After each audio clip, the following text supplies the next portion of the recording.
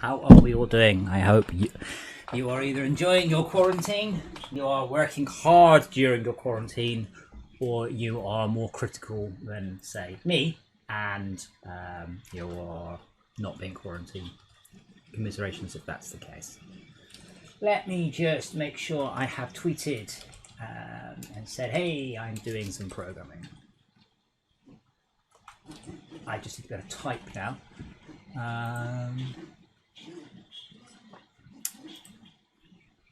At announcements.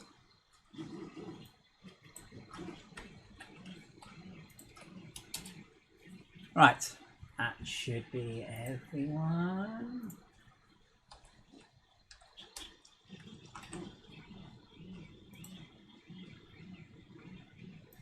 And I've left YouTube attached again. Oh well, whatever. I now stream on YouTube, Facebook. Sorry, I'm now the world's biggest Facebook streamer. There we go. I've decided that's my new goal in life.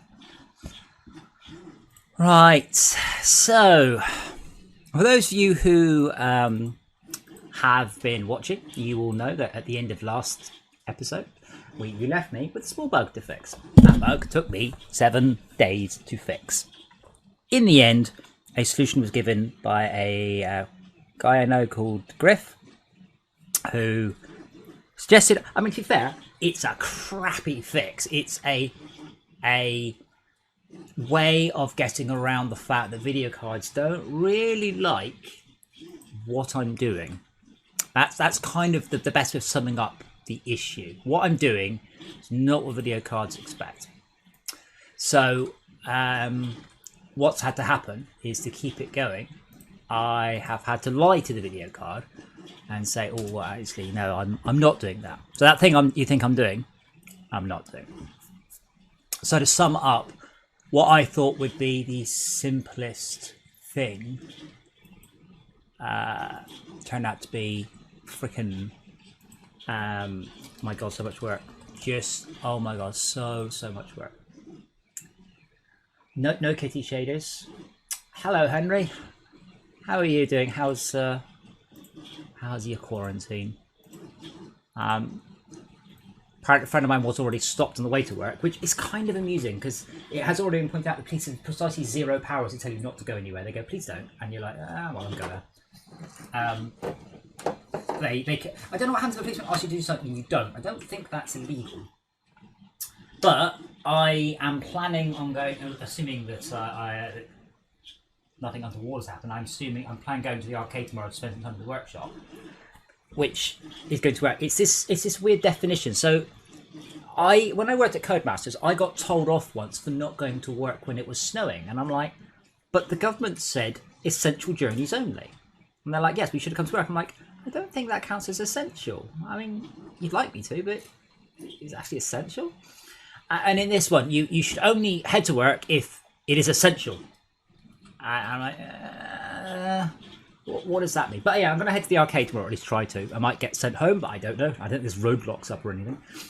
And see what happens. I'm planning to film it and upload it because there is...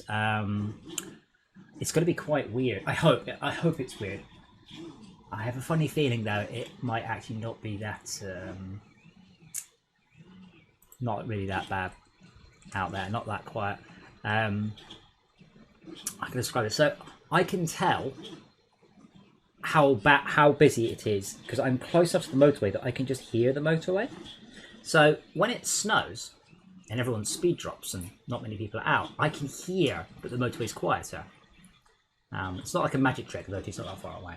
And I stuck an ear out this morning and went, this sounds exactly the same out there. It does not sound in the slightest bit different.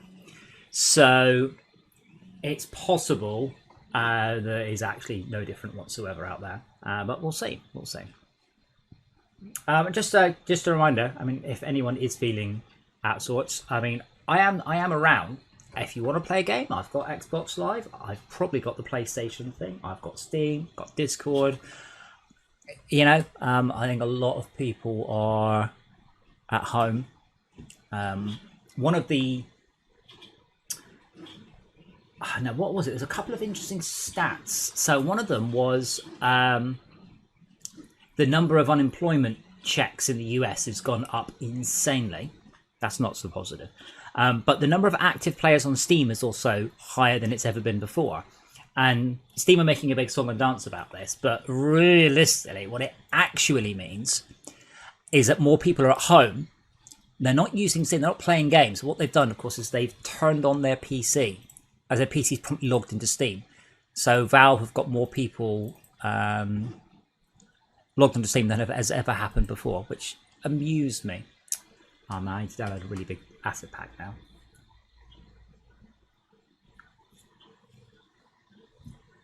Hello Tomas, how are you doing? So as I have shown you here though, I have finally got what I wanted to do done. I have a bit of a plan for today, but my plan is mostly mess around for a bit because I can't put into words how broken that bug made me. Like genuinely, oh my god, so broken. Oh, what's it called? Lit?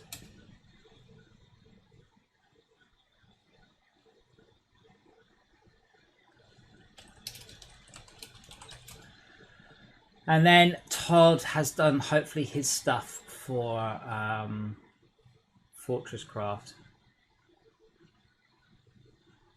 I want to download a new copy of this and I can't remember the name of the bloody package. So I'll have it. Assets, asset packs, it's called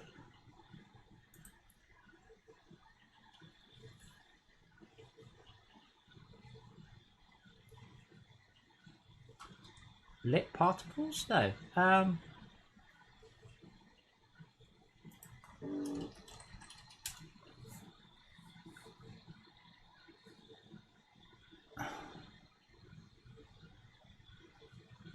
The reason I want to download it is it's the biggest thing ever. The bug was, I can show you. It's to be fair, if you're at all interested in how computers work, it's actually really interesting. So when I'm generating the, when I'm drawing the atlas, which is currently generates in the background because, yeah, thanks Unity. Actually, that's my fault. So when we're generating the atlas, find the atlas a sec. It's over here. Right, so here's our atlas. We've got two atlases now. Ooh. So we have the diffuse atlas, and then we have the normal maps. That's not the bug.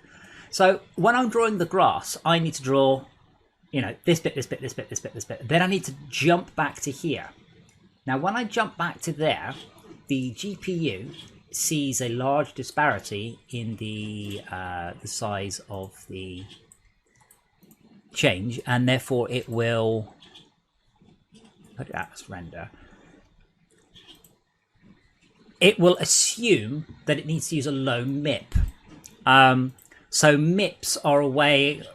The short answer is MIPs are a way of stopping sparkliness. So just we'll go with that. MIPs are important. You've got to use MIP maps. But the problem was it was choosing the wrong MIP.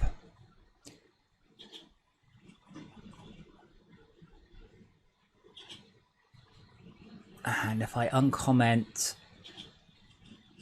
MIP debug, so hopefully you should see the MIPs. Right. So this is with the fix on. So what you can see here, you can now, what we're seeing here is green for the highest MIP, and eventually if I go far enough away, you'll get red. Blue means it's a MIP that I'm not necessarily sure should be there. Now, if we were to turn the MIP debug off and look very, very closely, which you probably won't be able to, we would see those grid tiles. So they are there. So you can see the grid tiles. They are actually still there. But in this case, it's good enough. It's close enough. It's not a perfect fix by any means, but it's good enough. So if I get rid of the smoothing, so now we've got sharp edges, and flip the debug back on. Now you can see, so essentially what I've done is I have smoothed it out. So if I change that to 0, so we're just sampling the same point over and over again. You can see much sharper errors. Now if I switch the debug off, again, I'm not sure you're going to pick it up on the stream, but you'll begin to see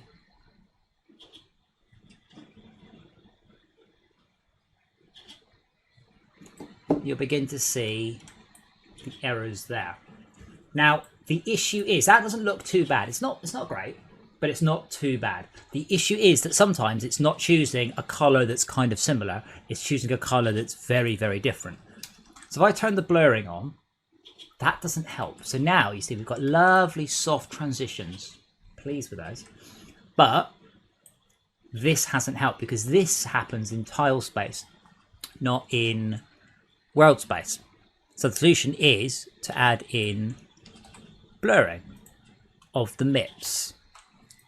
So I'm literally just taking, so you can just about see the seam there, just about. It's got more subtle. And if I increase that number again, it's probably, no, that's my dodgy guttering, that's a different issue.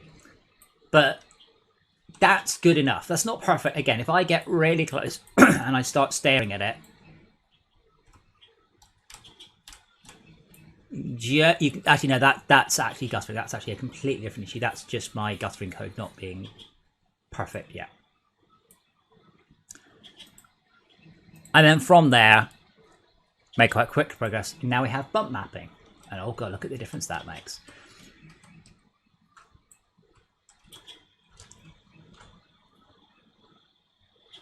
Advanced normal marked particles. That's what I'm looking for.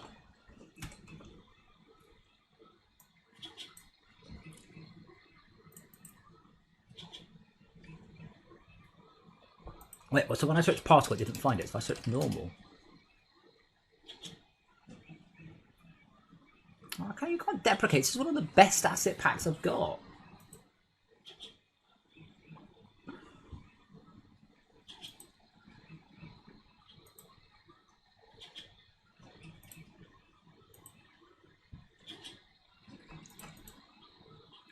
Now, the only issue this asset pack has is these textures are enormous.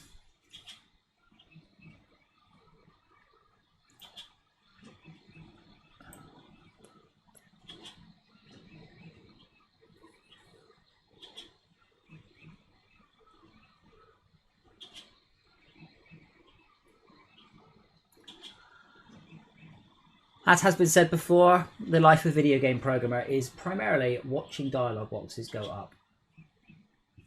Oh, my print finished. I'm printing a spool holder. I've tried about a dozen different types of spool holder. I'm not happy with any of them yet. I've got quite a lot of filaments. I might have a problem. To be fair, the thing with filament is you buy it, unless you get obsessive about printing, it does last a very, very long time.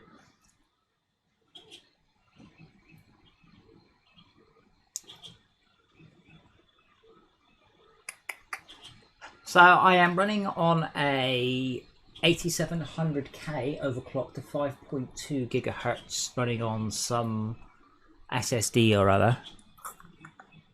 What annoys me is Unity could do this in the background. Unity could generate this, and there's only when I actually come to use the texture, it actually needs to bother doing anything. But no, it has to. It has to do it now.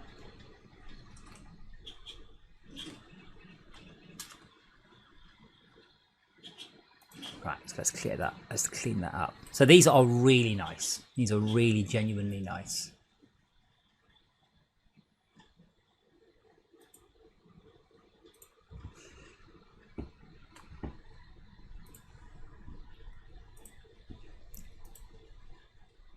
I don't need any standard assets. Very much don't want any scripts.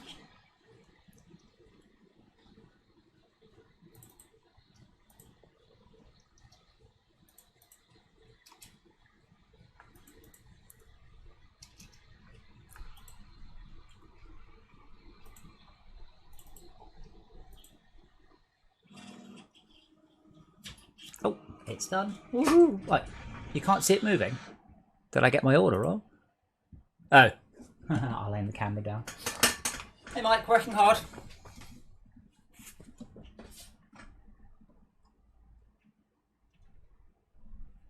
Oh, no, what's happened is the webcam stream crashed.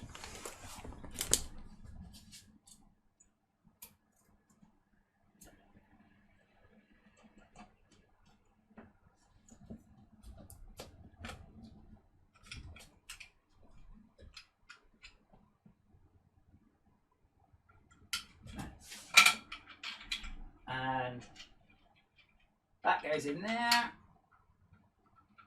And then that goes through there. Awesome. So I need to print 2 more of those and 3 more of those. And you'll get to watch it all here live. I know, it's exciting. I think Andy did kind of sum it up the best. Like the first few layers of the print is magical. It's properly incredible. And then after that, you're just like you don't see anything for several hours generally. That's a very tight fit on that.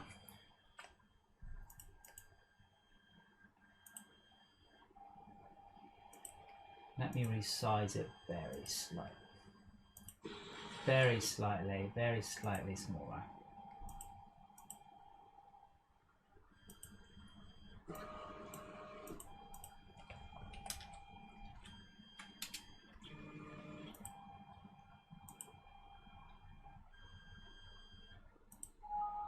What I've made it do, by the way, I've changed the way the printer warms up now. So now it warms up, I'll say better, but differently, certainly. And it also levels the bed each time. Because I'm not waiting for it to level the bed, because, say obviously,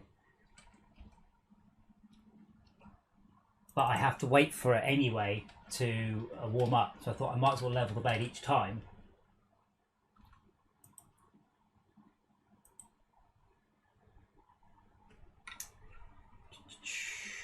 Okay, 17 minutes it reckons. We'll see. We'll see. Actually, I need to cancel the print.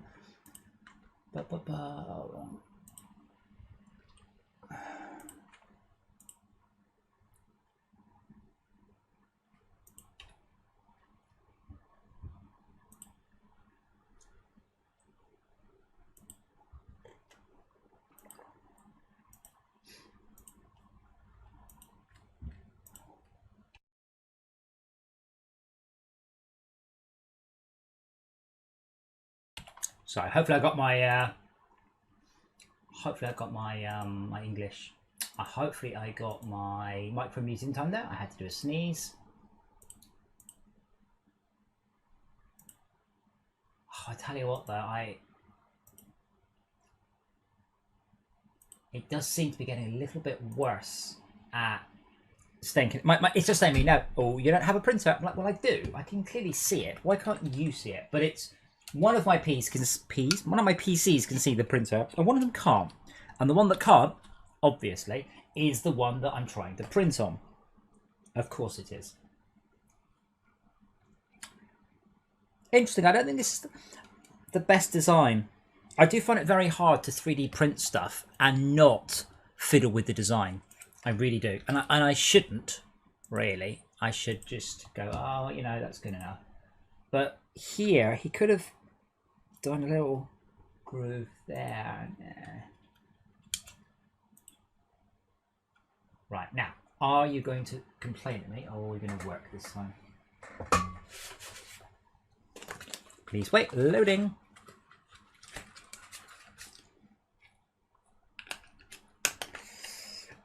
Yes, I will be finding out tomorrow if anybody else will be at the arcade, and we will see whether or not I'm allowed. One thing I haven't seen is whether or not I'm allowed to just go for a drive. Like, not to go anywhere. I guess I'm allowed to go and get petrol. And I guess there's no requirement specifically to Go to the closest petrol station. I guess. I don't know. It's a bit of an odd situation. Mostly, though, the government, what they don't want you to do is what everyone was doing, which is just to go down the park with your kids because you're at home now. That definitely was not the plan. But as far as I can tell, a lot of people just treated the lockdown. Yeah, but okay, so Andy. Hello, Eleanor. How are you? I hope you're enjoying your holiday. The thing is, Andy, you're allowed to go to a garage for an MOT. Okay, if your car does not have an MOT, you are allowed to go to a garage to get an MOT. That's fine. If your car does not have an MOT booked, you are not allowed to go to the garage to drive it. But a friend of mine, he went to an MOT station in the Midlands from Wales. So there's a slight bit of weirdness there. You know, you can go to a petrol station, but I said I haven't found any sort of indication if you're just allowed to go out. Am I allowed to just go out for a joyride? Not the right word. What would the word be? Because it's going to be really nice weather tomorrow. So I want, even if I don't go to the arcade, I might just go and buy some milk. But buy some milk from somewhere quite a long way away. I really haven't seen any guidance. The UK, to be fair, the UK did just text me. Wait, how did they text me? How the fuck did they do that? Who's that from? Like...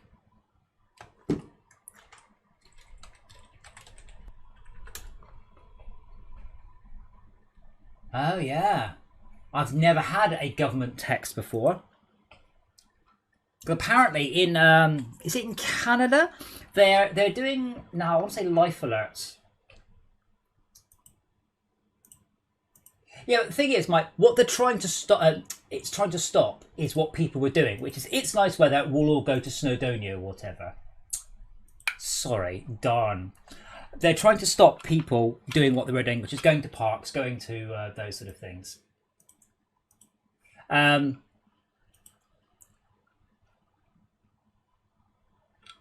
I haven't found are you just allowed to go out? Because don't forget, people will go slightly mental. And one thing you should be able to do is just go out. Like, just go and drive around in a circle for an hour.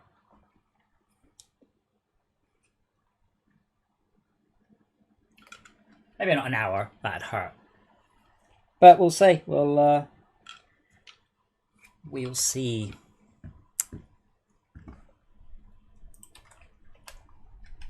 Sorry, I'm not usually very family friendly. I'll try and keep it down because now I have children watching. Right, let's make some smoke though, while we're waiting for my printer to decide. The printer's decided it doesn't want to talk to the slicer. What if I should reboot this computer?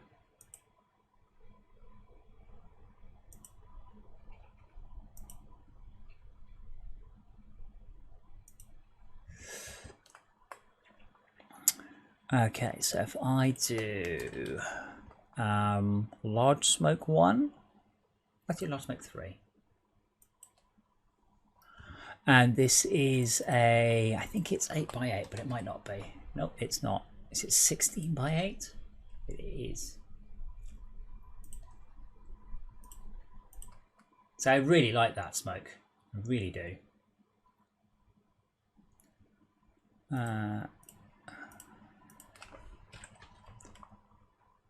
I'll give it a start rotation.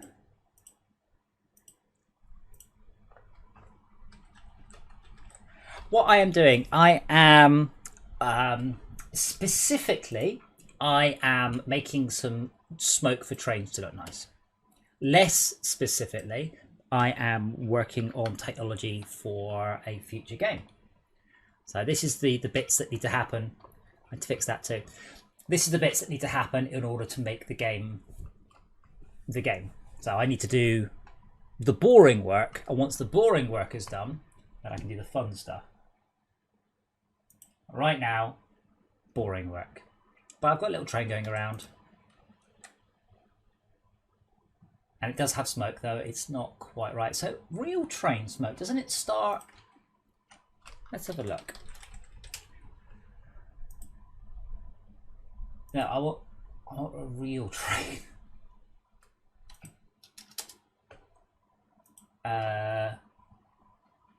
Let's try locomotive smoke.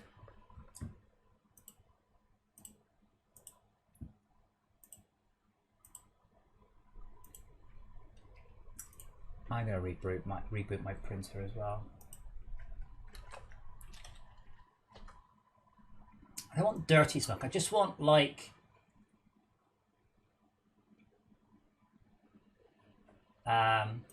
let's just say a Flying Scotsman.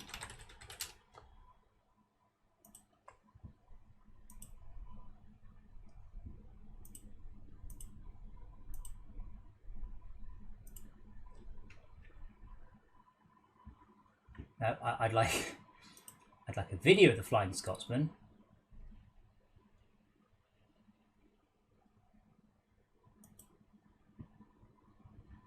No, I want to see the smoke.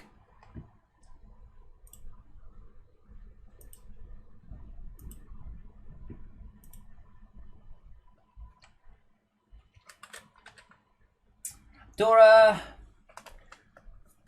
what? Poor angel. She was very, very subdued with her collar on, and her collar came off yesterday, and it took her about 2 minutes before she realized she could run around again. And she ran around so much she exhausted herself and she was panting. So she's a little bit calmer now, but she's now very, very happy her collar is off, because she was genuinely not a happy puss with it on. But all fine now, thankfully. Just want to see the train. I think, yeah, dark to light. I think that's a blow-off valve, so I think it should be dark to light. I still remember at some point you couldn't do this sort of stuff. You like looking stuff up was still very hard. Now I just go, what does this look like? And it's very easy. Cephas is pleased that obviously he gets lots and lots of company now.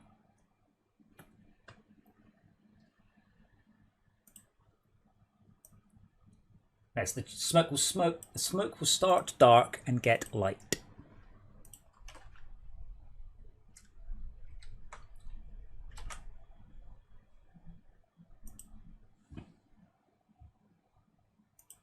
Hooray! I rebooted it and now it works. Let's hit print and cross fingers to fix that.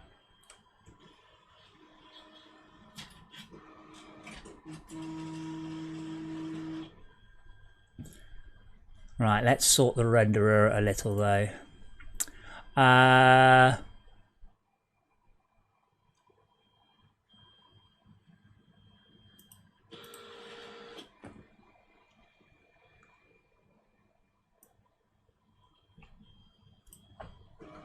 Where's my sort? Sort by... Where's it gone? Sort mode. Youngest in front. There we go. That should fix it. How does that look? Doesn't seem to last long enough, but I can make it last longer, which is easy. The only problem I have then is you end up with the smoke hang around for ages and ages and ages, and if you've got a lot of trains, it looks silly. Oh, and I need to tune that.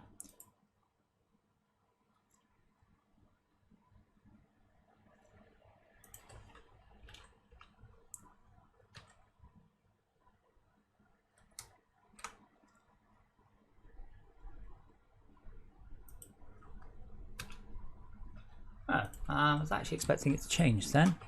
What's forcing it upwards?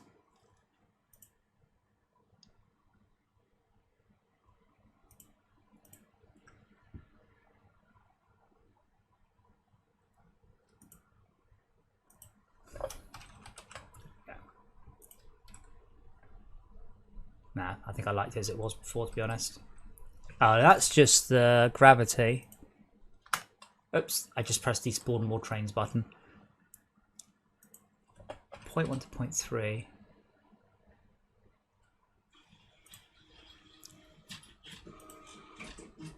No, I think I liked it as it was before I started messing around with it. Which was like that.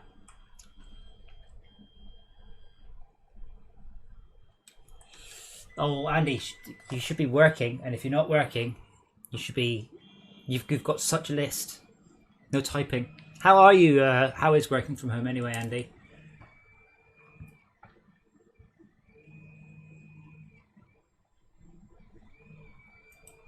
Yeah, bring in. Let me make them last. Oh, they should last much at the same time. Now I have two choices about my next step. I know more or less what I want, and I have a low-tech solution and a high-tech solution. The low-tech solution will take me about half an hour, maybe. The high-tech solution will look better.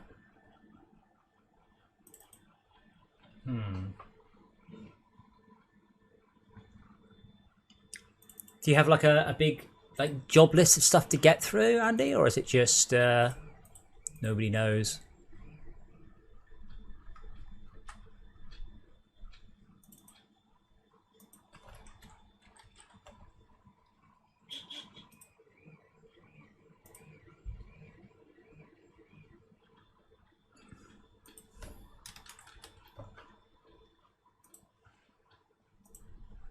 I don't know how your company will be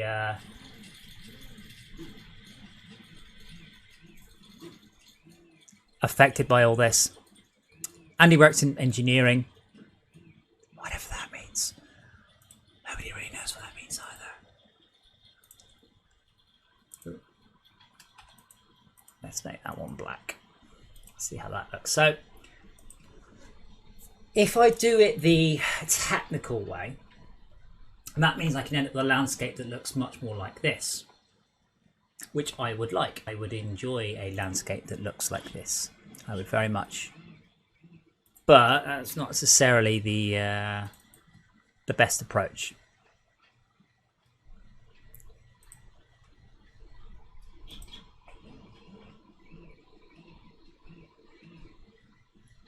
Man, I broke the smoke. Oh, it's texture sheet animation. Was it 16 and 8?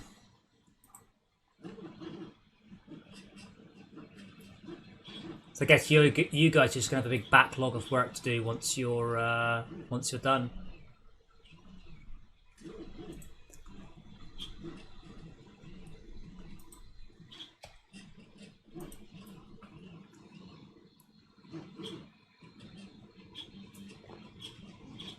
Why are these very weirdly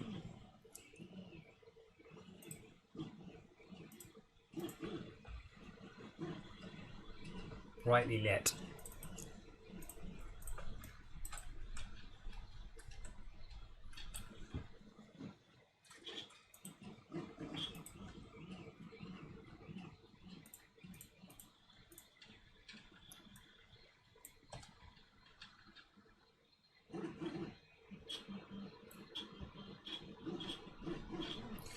Yeah, I mean, I've been thinking this about the toilet paper scenario. So what's going to happen is a lot of people have run out and bought a lot of toilet paper because they're idiots. But this means they're not going to need to buy any more toilet paper for a very, very long time.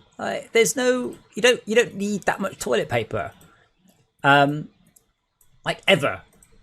So it's a little. I suspect that and then all of the toilet paper manufacturers will continue to make toilet paper as normal, but of course they're just going to end up with warehouses full of the stuff that nobody wants. So it's a little odd, the sort of the effects this is having. Yeah, that spec looks quite nice. It's not perfect.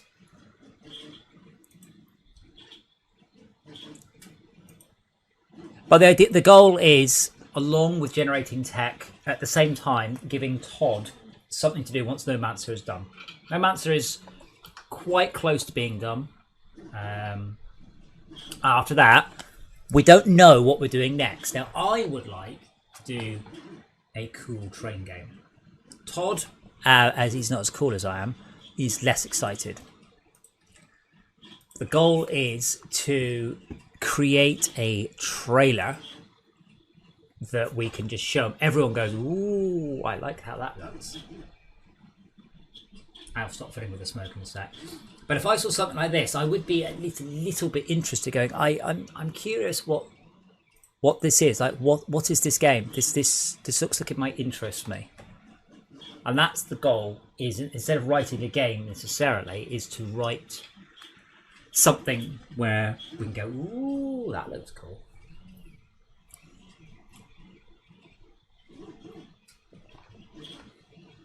And the best part will be when I have to get Andy to generate medieval signals. Whatever medieval signals would have looked like.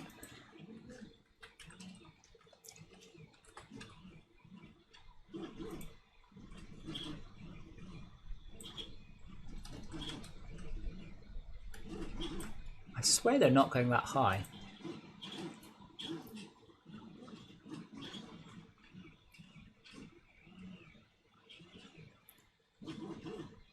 Like, real smoke gets much bigger than this, so I need to make it go very small to medium, and then stay medium, and then at the end of it expand out a lot.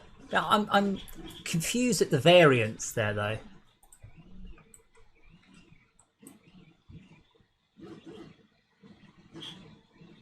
Is that just the start speed doing that?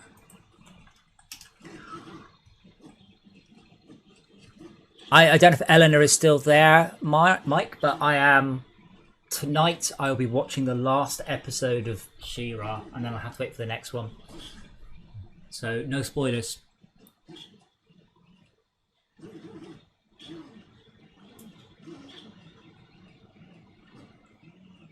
I've obviously got some other random variants in I'm not spotting.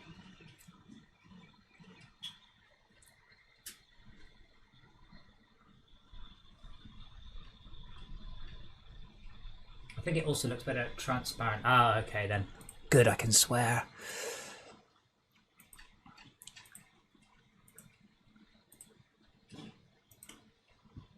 Out of curiosity, of the people watching, how many of you guys are working from home? I know Andy is, I know Henry is, I know Mike is. I'm not sure about, like, Nick, if you're still there. I mean, Nick is a lecturer in, I won't say in welding. It's probably a bit more complicated than that. Do trooper? I thought it was like a sailor. Oh, it's the start lifetime. That's why that needs to. Yeah, but you like working from home anyway. It's more people who are used to working in an office, because I'm assuming it won't go on that long, but. If we're still in lockdown, and I don't think we will by any means, so please don't panic, but for the moment, remain indoors.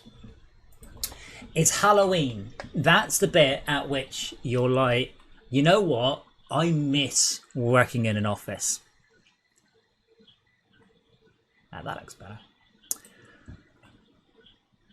So it's Halloween, it's Christmas. It's the bits at work that were quite good, and those are the ones that you'll really end up missing.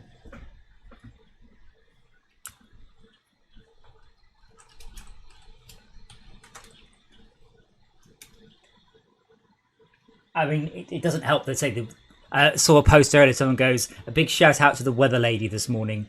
She's doing her job. She's doing it brilliantly, even though no one cares at all. They'd say if we could just do with absolutely horrendous rain today, and for the next 3 weeks, we could just do the worst weather on record. Whereas right now, looking outside, I'm like, I kind of want to go for a bike ride, but it'll be nicer tomorrow. So I'll let everyone get it out of their system. I'll find out whether or not anybody else is going to the arcade tomorrow. I don't know. Ideally, I would like no one else to be at the arcade, and I could just go by myself.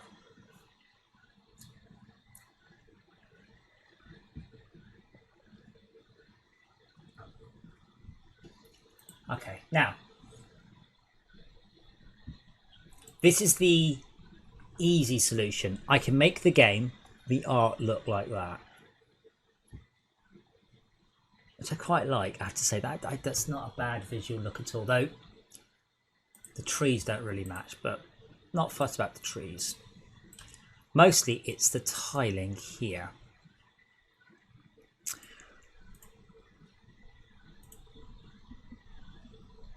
Now this is actually a very nice asset set, and unfortunately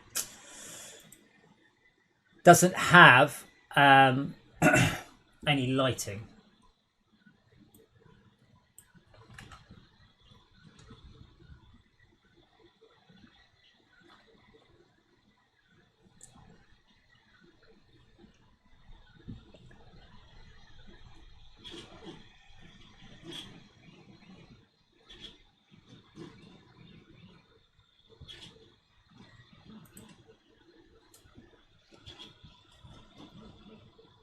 What asset pack is this anyway?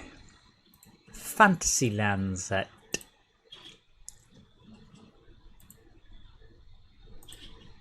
Let's grab that. Oops.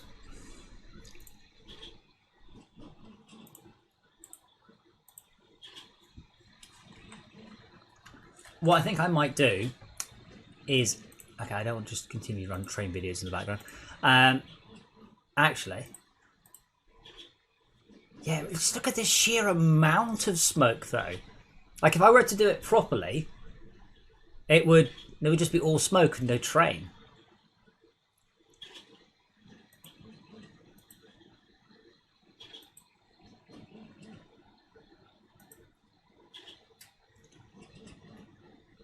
Although interesting, it does wisp out quite quickly.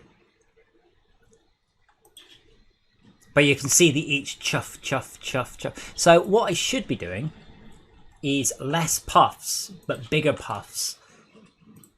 I already have this set. Awesome.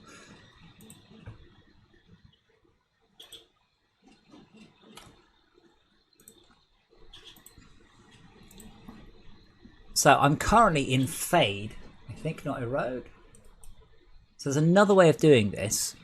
I am in a road, okay. But it should actually be quite light. Surprising, if you sort of think about steam trains. Well, I mean, steam trains were pretty much gone by the time I... That's amazing.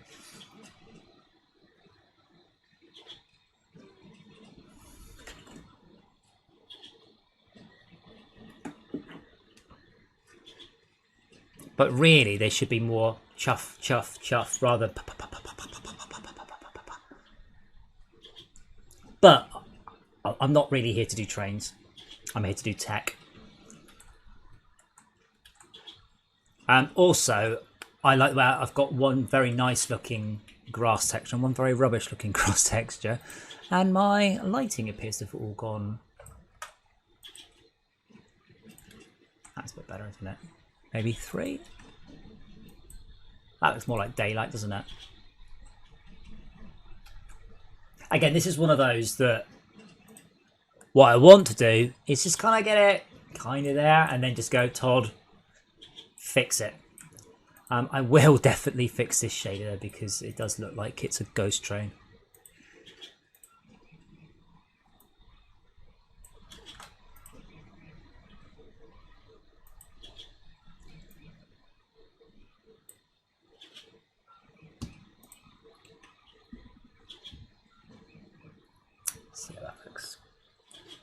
So what I'll do, if I do option A should hopefully translate into a modulation of option B. I should fix that.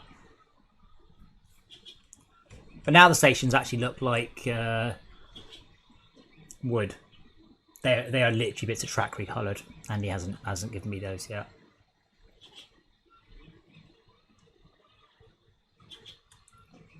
I also noticed that these cast shadows and these don't.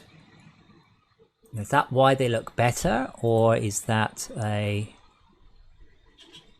Is shadow casting... Oh, there we go. Is shadow casting shadow with original shader?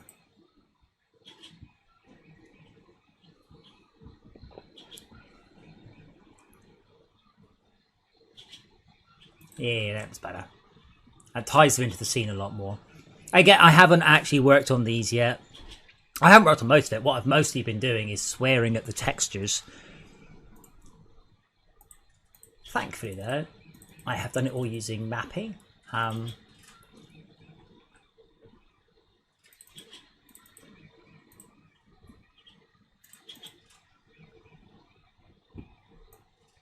haven't actually checked out what most of these textures are yet.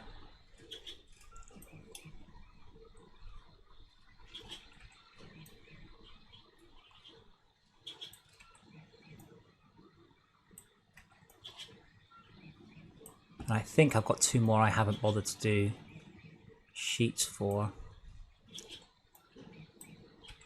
Let's see how that goes.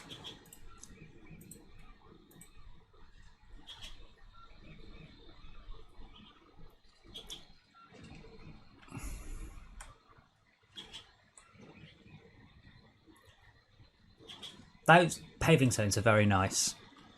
Those will probably work well for...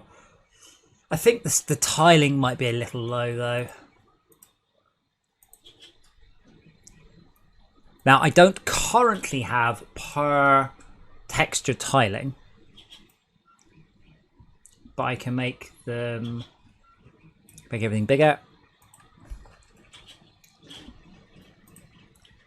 Which means you can actually start to pick the textures out a little bit more. That's actually quite nice. Or I can make them smaller.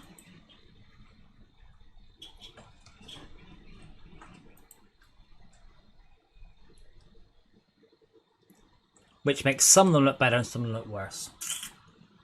I can't even tell what that one's supposed to be, like scrubland, but that should probably go under the trees.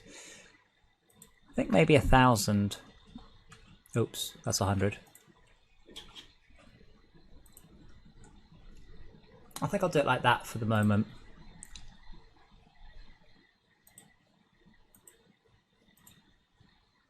Or I'll split the difference and do it at 800. Now, which of those did I say would look good under the trees? Okay. Ooh, my print's done.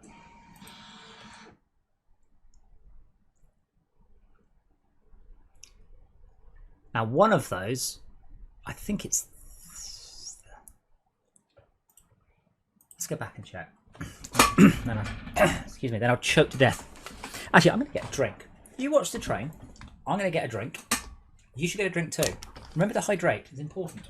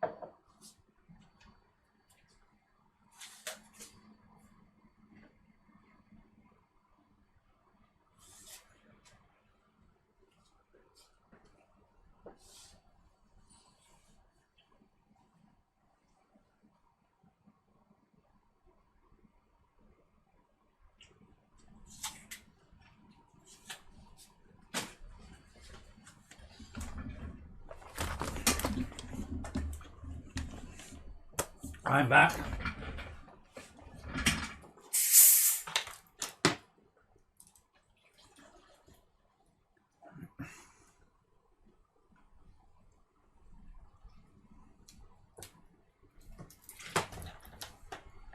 So let me update the texture sheet now. That one is that one. Dora!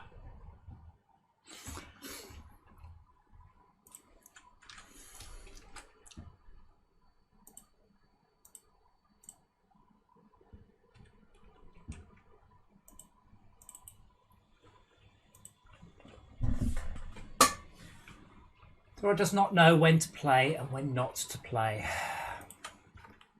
Okay, so this one in the middle, which is that greeny one there, should not be a greeny one. So we want a how do I turn the grid off? View grid lines.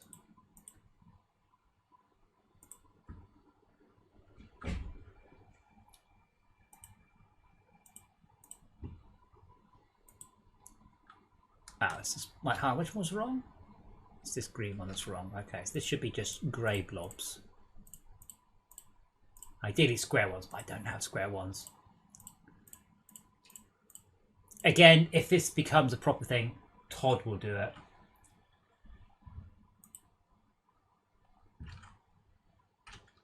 And then comes a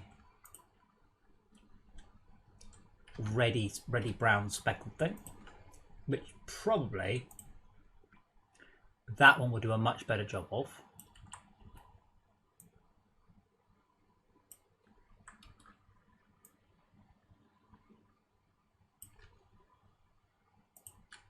It's that one, and then that one's going to green them, like light green blodges.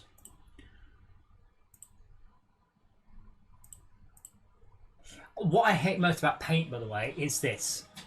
Calligraphy brush one. I want the one that just gives me the biggest. All right, there we go. Thank you. That one. That's what I want.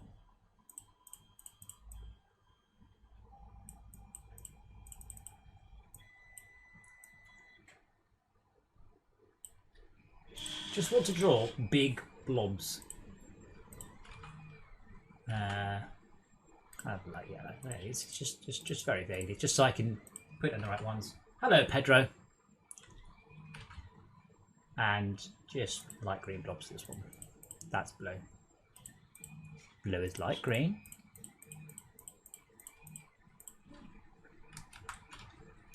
So now hopefully I can put that one. That should become a little bit easier. And then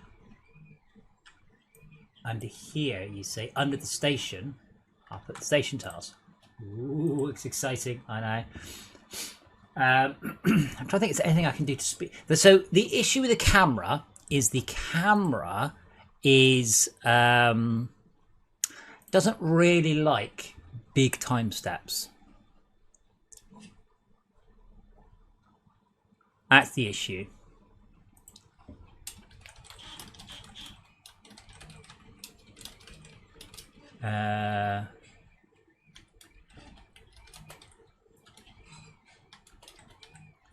Let me just clamp it, see what I get away with.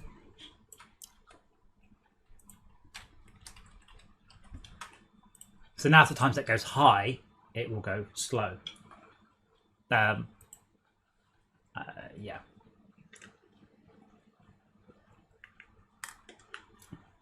I was about to say, but more importantly, it won't glitch out. Yes, it will.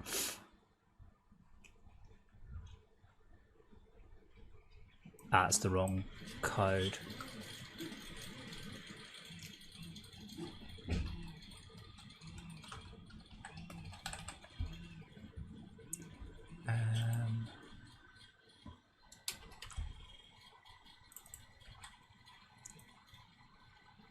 Am I using the... Before I do that, it should just be... Oopsie, I'm sorry, I apologise, I'm probably on the wrong screen again. That'd be fixed delta time, because this is an... Oh, this is late update. No, that's fine, it is. I was right.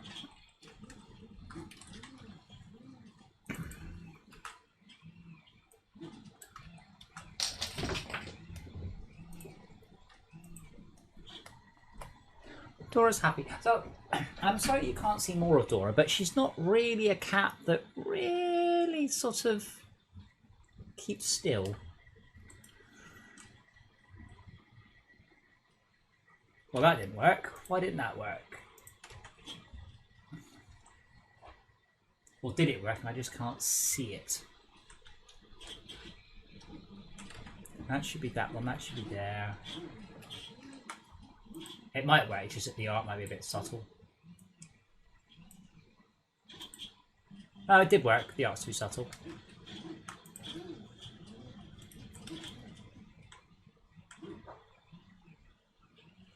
Doesn't matter.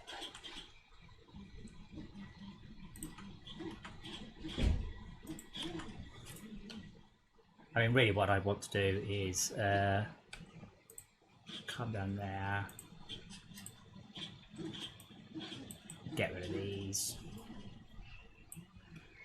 And then really what you want is a path. Which one was it? One of these was quite good for path. I can't remember which one it was.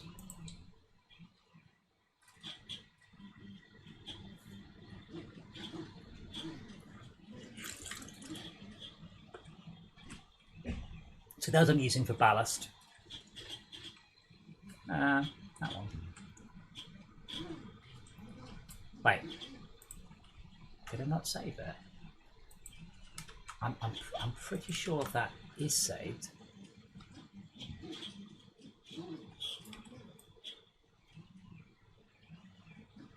And I think this one will look quite good as a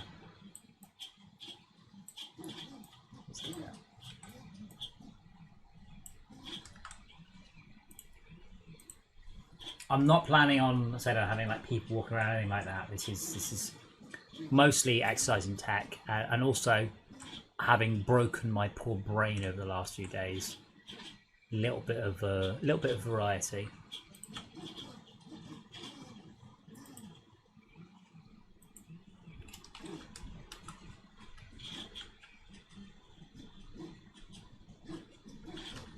And these crashes.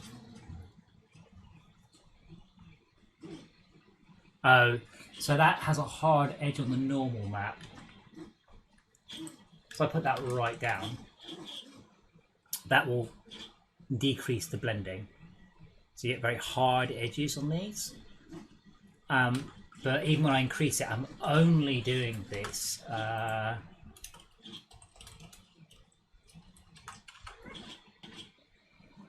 Dora? What? She's being mad.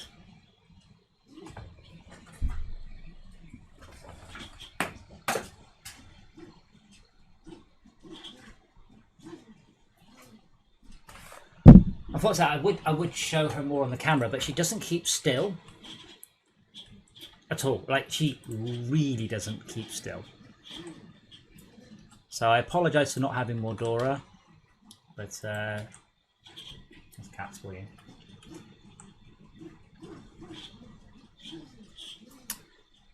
Right. So what I'm going to do is I'm going to implement a system now to allow me to put some cliffs and stuff down.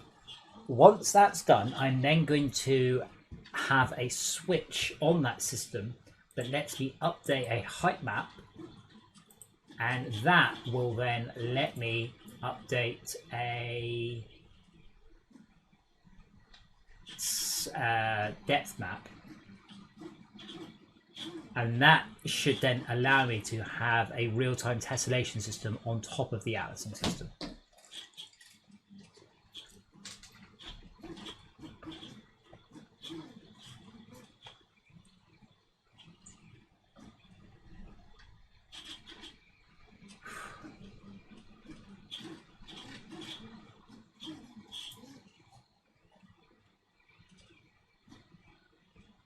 Yeah, that sounds like a plan. So the first thing I do is something easy, because I can't remember, honestly, how I add new things. So what I want to do is I want to add a new tree. Once I remember how to add a new tree, I can then just go crazy and add something else.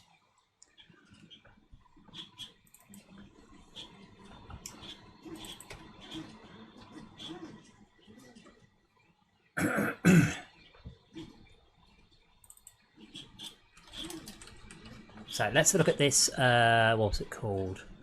Fantasyland set. Which has, my goodness me, has 13 trees in it. Which one do I like? That's a light. Ah, now it will need to be trees without any children, which only gives me 1 tree. These are very nice trees, but unfortunately they have been done as 2 meshes, which is cool in theory because it means you can go, oh, no leaves, leaves. Unfortunately, my rendering system does not allow that, which is a shame, as they are very nice trees. We could do a very nice spooky forest for that.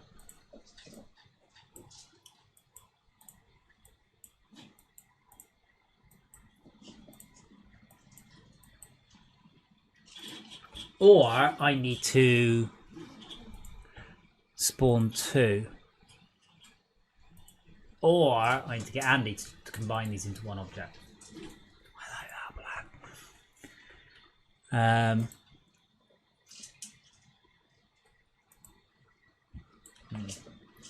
And for some reason the bendy trees code isn't working.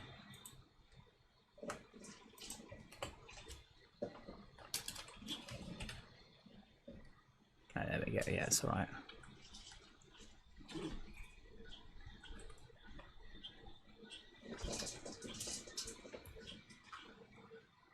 I'm trying to think how I can do this. I might be able to add the object and the leads as 2 separate objects, and we render them in 2 classes. That's, oops, that's my microphone I just punched. That will probably work.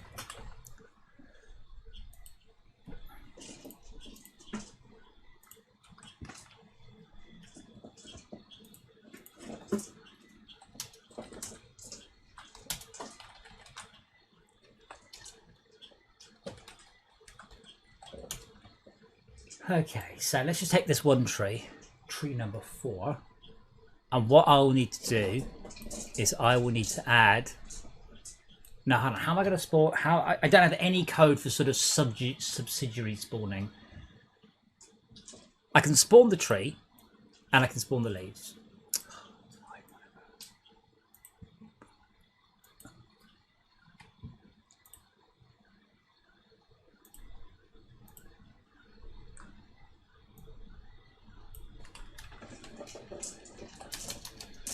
So for those of you who again are like, what's going on? Why is this all happening?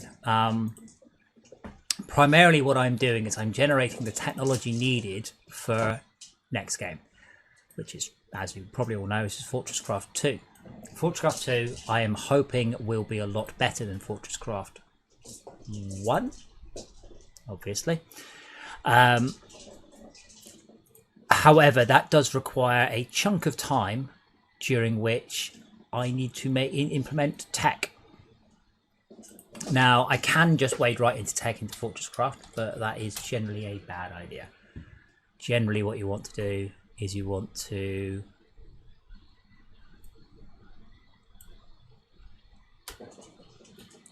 make sure your code works and is tested in a external environment. Now, FortressCraft is too complicated to prototype stuff in. It takes a long time to boot up. It's a big and complicated system. However, this is a much smaller test bed. It means I can just chuck stuff in and out much quicker.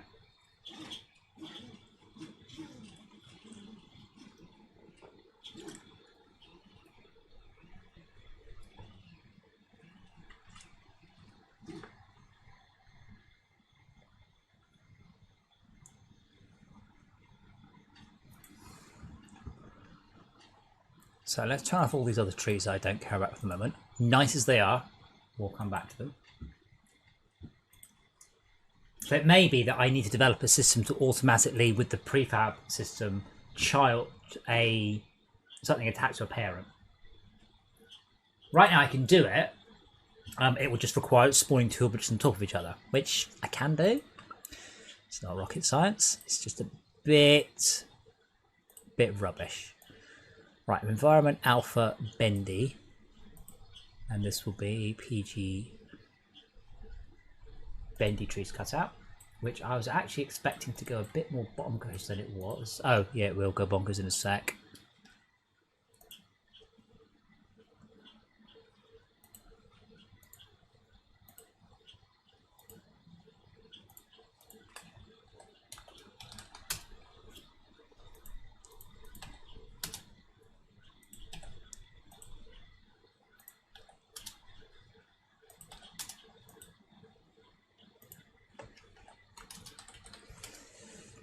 And this will use environment builder MB.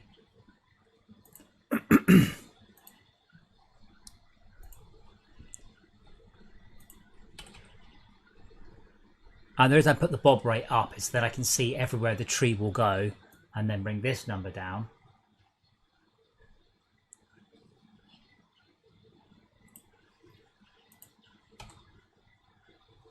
That probably looks alright. And then just slow that one down. Bang. And then that gives me 5 and 0.02. 5, 0.02, and they should match up. And then I want to just tune the alpha cutoff. So unfortunately, their ones look really nice. Theirs ones were standard fade probably. But that gives me some nice soft edges. That's just too expensive. Soft edges are too expensive. Certainly for what I've got planned. So I'm going to have to go a cutout, which gives a slightly less nice edge. Comment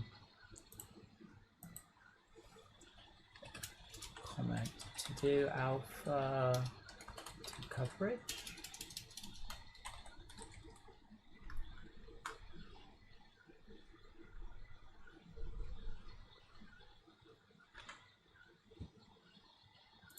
But that should now let me, hopefully, spawn two different objects in the same place. And then I'll decide whether or not I like these trees better. I think I might. Oh, my print's finished. Is that it? It's done. That's my first spool holder. I won't bother put it together now. I actually have a slightly more interesting print that I've not tried. Not sure how long it will take, but I found it on Thingiverse yesterday and I was like, ooh. Because right now, I haven't got much reason to print because we've got I've got no reason to the arcade. Like, the arcade isn't open for several months, unfortunately. So all the stuff I was printing, I still will, but there's really no hurry on it.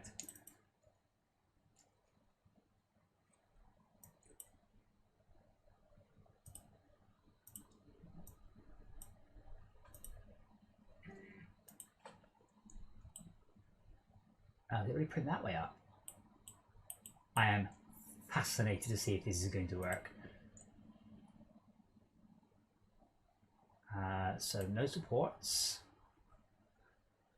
I'm going to go with 0.2. Oh, it's going to be quality. What colour should I print it in? Any thoughts from the peanut gallery? That's you guys. Maybe I'm not going to do this. 9 hours, 12 minutes. Maybe I won't.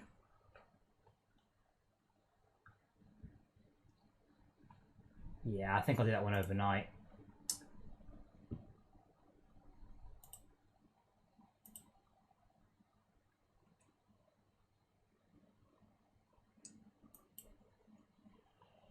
I have been printing out these little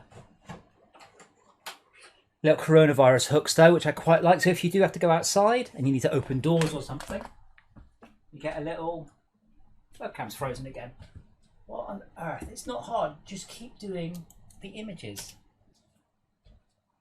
Get a little hook to help you open doors with and to push things. I quite like it. And I printed out, there's a pirate version I printed out in gold, which was very cool.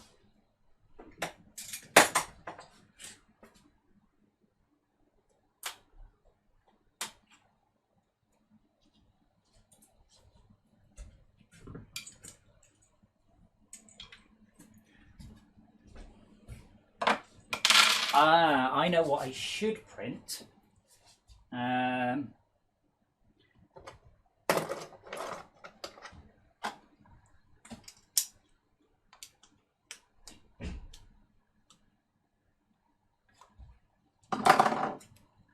I have the wrong colour loaded. Oh, life's difficult. What pieces of plastic can I turn into other pieces of plastic? I do have like a shopping, not shopping list, like a to-do list. But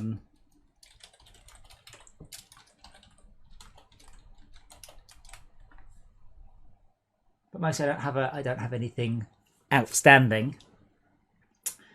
Other than really boring things. I've got white in there at the minute. It's not even. So I need to print a bunch of switch safes for the arcade as well. You on the list? Yeah, switch lock. But that's an overnight print rather than anything interesting. And I've just got a whole bunch of other things that are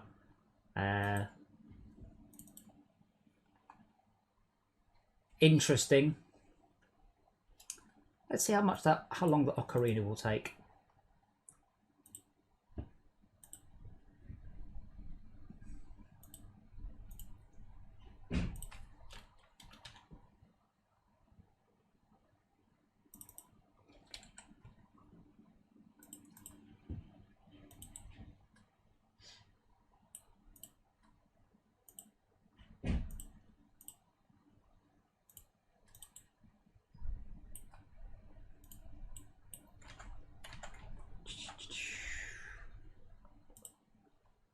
Thank you. I am pleased with the tree's fit. Well, I'm pleased with the tree when I can render it. I can't currently render it. Oh, look, this will take a couple of hours. What should I print? I'll print it in something nicer. Let's print it in something a bit prettier.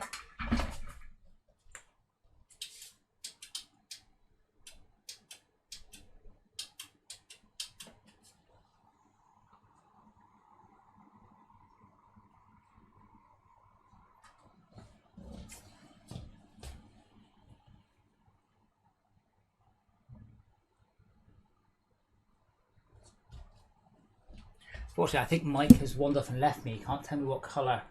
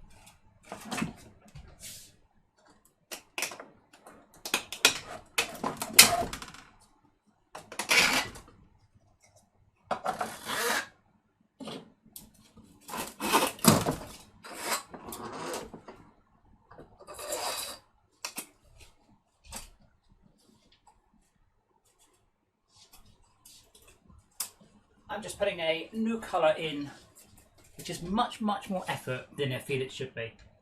I've got better at it, but it's still a lot more effort than it should be.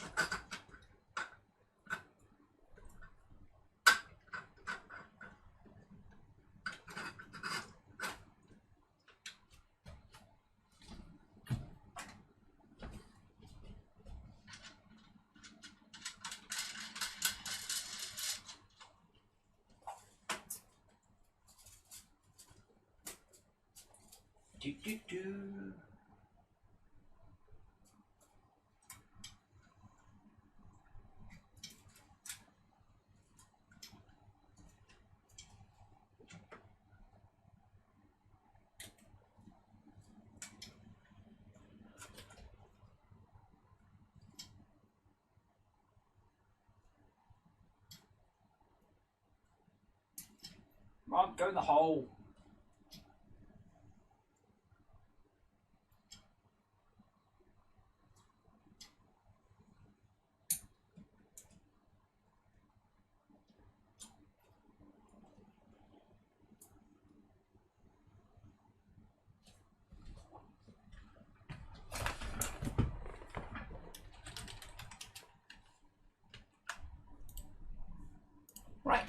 let's cross fingers, and while we're crossing fingers, let's draw some trees.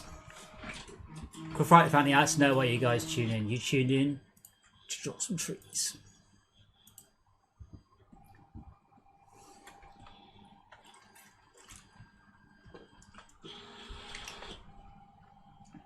Oh, let me get that crap off.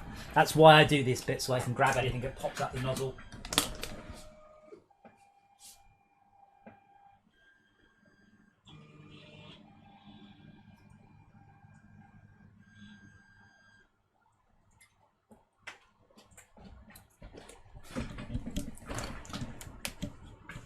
Right, so I need to be able to assign two objects. They are using different renderers anyway. So nice tree 1, nice tree leaf.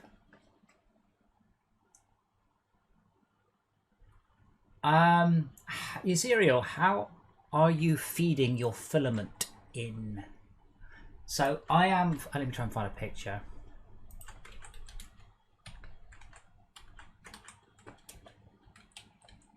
So I have been told not to do what I'm doing. Shopping. However, it's been fine. So if you have a system like this, what can happen is you will get uneven amounts of tension on the spool. You'll get points where it's pulling very hard and points where it's not pulling enough. So be aware of setups that can add in. That's literally the one I've got. Only I've got 6 kilos up there. Again, everyone's like, oh, you can't, it'll make vibration. I'm like, dude, that means the print head has to move 6 kilos. It reduces vibration. Like, your maths is off. So possibly an up and down setup might do you better, depending. Or a...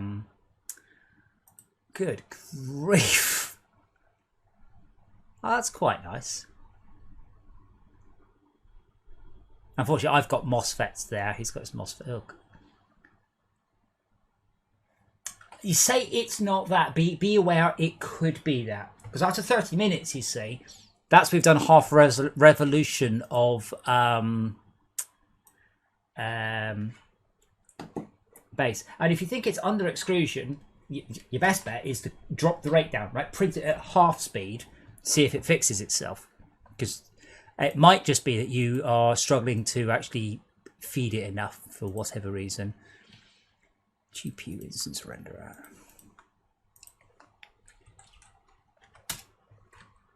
Now, lest I forget. All right, yeah, the ones on the bed, that should be good then. I don't generally do what I would call pretty prints. Most of my prints tend to be more functional. So I haven't really worried too much about that.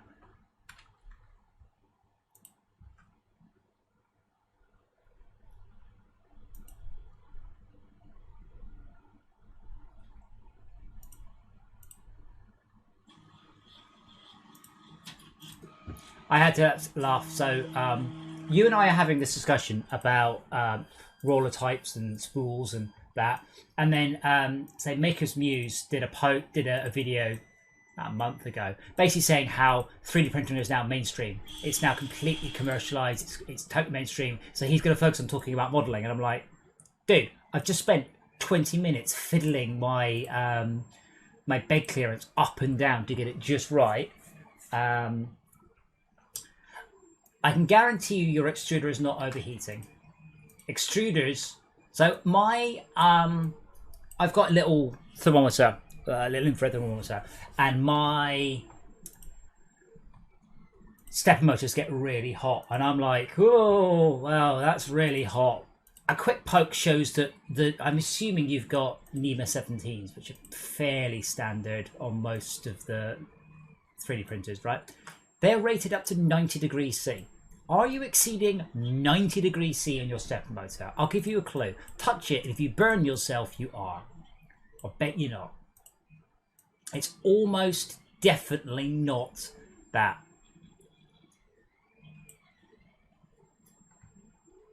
I mean, why do you say it's under extruding? I mean, again, what's your logic there? I'm not saying you're wrong. I'm just saying why do you say under extruding? What's your statement on that?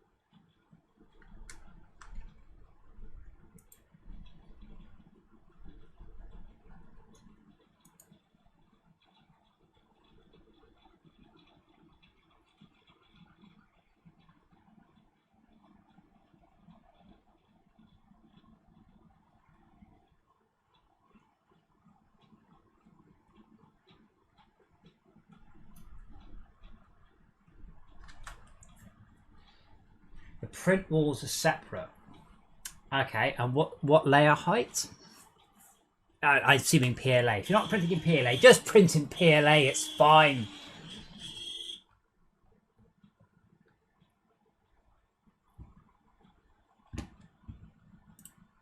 I'm a big fan of PLA.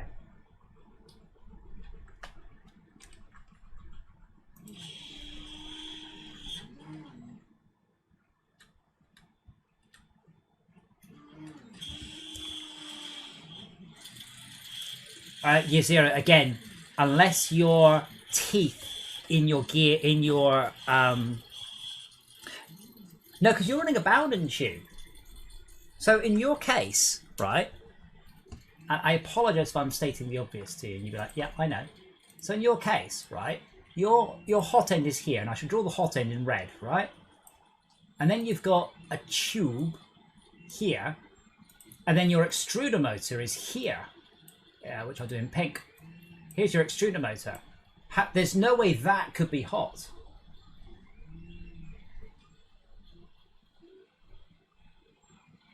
Like this will be at room temperature, room temperature, room temperature, room temperature, room temperature, room temperature, room temperature, 200 degrees. And are you printing in PLA? And what temperature are you printing at?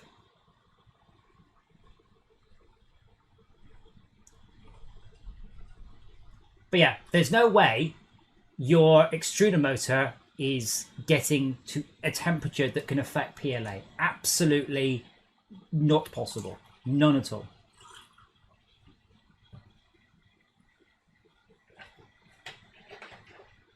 I mean, let me just show you what I said. I put this little hook, and I've got, it's not under extrusion, it's optimism on the layer height. I don't know if I better show you.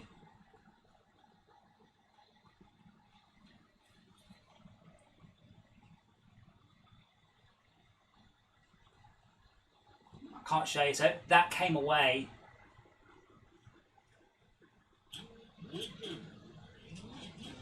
No, I can't really show you, but yeah, basically the layers didn't adhere, and the layer didn't adhere because I was at 0.4 and I was not printing things. Yeah, okay, but there is no way your stepper motor gear is 60 degrees C. Like, if that's the case, you have serious issues. But as long as you're blowing a fan on it, there's no way. It might be 2 or 3 degrees above ambient. But what temperature are you printing at? Because if you're getting, unless it's a special pretty filament, you can print very hot, and if you're suffering from layer to layer adhesion, crank the temperature up. The issue is you won't be able to do such good overhangs. You also can't print in silk. I have no idea what I'm printing at, by the way, right now. I just leave it until it breaks and I twiddle it. Yeah, that should be. See, that should be fine. But you can go up to 230. No problems. What am I running at? I've basically found running hot. So I'm running at 210. I've basically found that running hot helps. Again, it depends on your filament. And is it a fancy filament? Is it temperature sensitive or glow in the dark or carbon fiber reinforced or silk?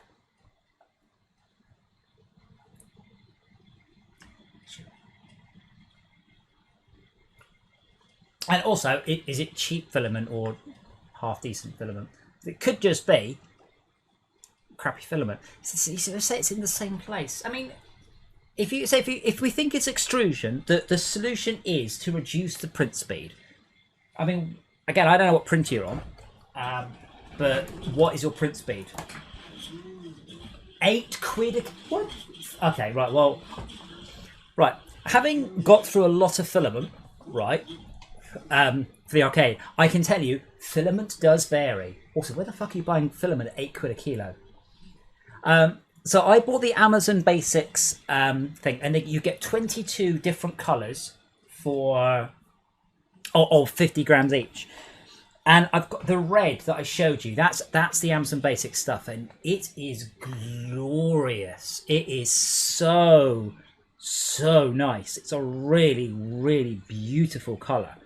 In the same package came a what would I call it? Like I think it's called Carb Blue. No, it had a name. Yeah, that colour. Right. I got yeah. I went through all 50 grams of it, and I could not print. What are you trying to print? Is it? Can you link me the? Is it something with? Is there an unusual bit there? But genuinely, filament can make a difference. If you have different filament, try printing with different filament. You might just go, fuck's sake, it works. So this blue I had, I literally did not get a single successful print. Temperature up, temperature down, clean everything, stop filament, perfect.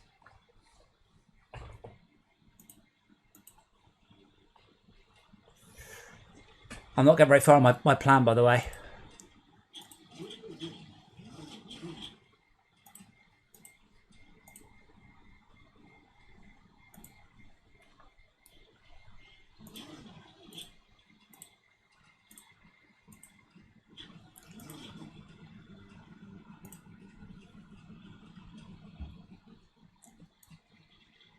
So I tried to print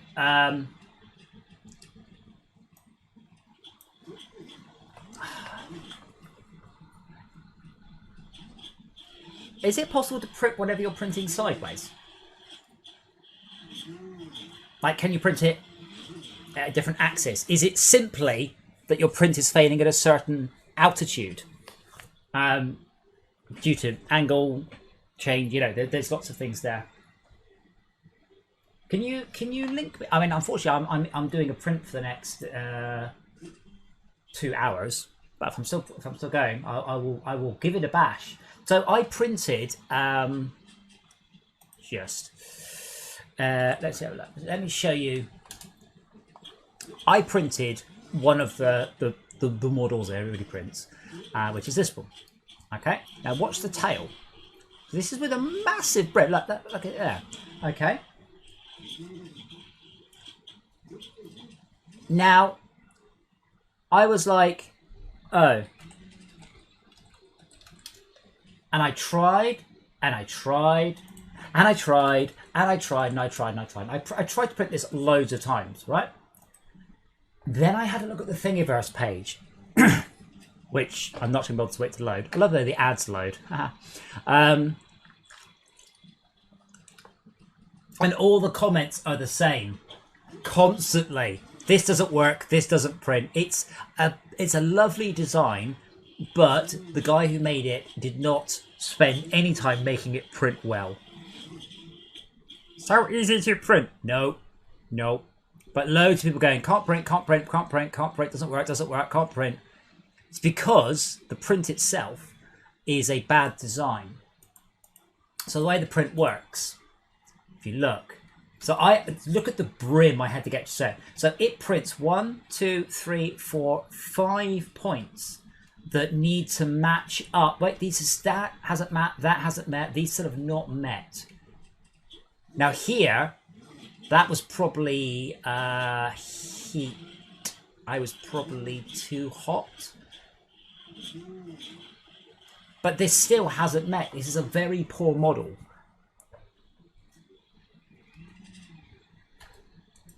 Yeah, it surprises me. It's not very hard to make your model good to print. I've taken a lot of stuff I found on Thingiverse and I've just tweaked it. I've been actually I'll show you. So I've got my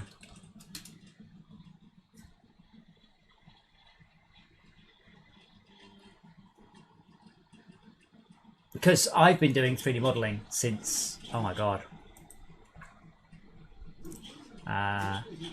forever. Quite literally, not literally forever. No, I've been doing 3D modeling for 38 years. So I keep seeing stuff. I'm going, that's cool, wrong, fix it.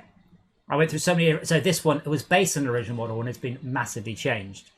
That one I designed from scratch. I'm really pleased with that one. So this one clips onto a wall. Sorry, it screws onto a wall and it takes a Pringles can. So that exactly takes a Pringles can. Even has a little notch for the can. And then you can put things in the Pringles can. So I've got loads of those at the arcade. But I've been lots of things. I've tweaked, I've improved that one. That was a terrible idea. Those I've got on the what's the word? Those I've got on the on Super Sprint. No, you put no, you put things in the Pringles. And then, I'm quite pleased with this one. I've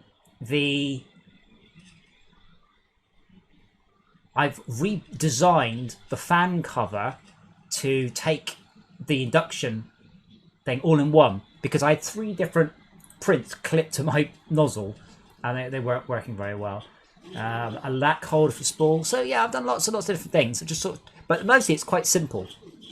This one's a very cool design. This one pops a switch into it, but I've basically put screw holes in and coolant. Like there was no point in having that much essentially wasted plastic, and that's what I found with a lot of my designs. Is a lot of it's just going, this bit here doesn't do anything. So this one I've designed for myself, but because of the design it goes upside down. Because the design, that doesn't need to be solid, it just needs to be there. So I cut holes in it.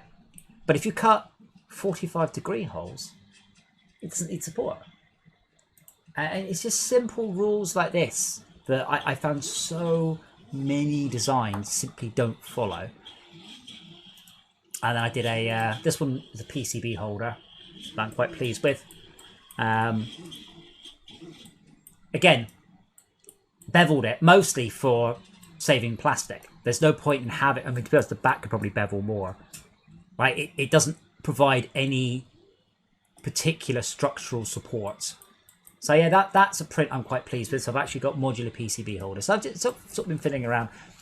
They're very simple models. I don't have to worry about poly count. I just sort of bonk it all together, hit go, and it just works. Speaking of just working, this won't, but we'll give it a go anyway.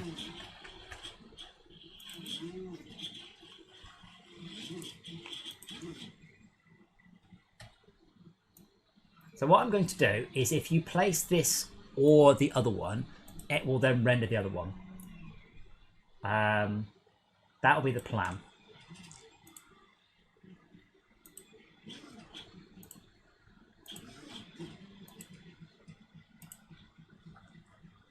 I guess we'll see. Now, hopefully I should get some good error messages if I screw it up. I probably screwed it up.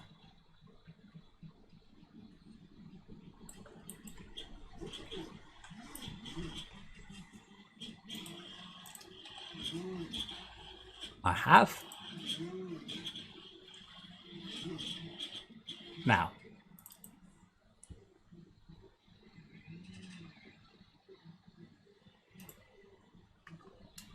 Prefab manager equals Get component in parent. What are you? GPUI instance prefab. GPUI instance. What are you? Well, they had Pringles in them to start with, by the way. And then I ate the Pringles. And there's no point in assigning that one when I can just search.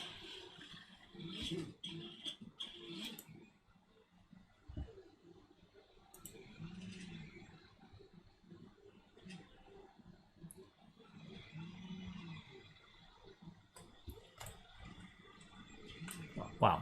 That's the worst thing. The worst thing ever. Oh, wait. Never mind. I was about to say, the worst thing ever is when something doesn't work, but doesn't give any errors. They're too big, but story of my life, that is.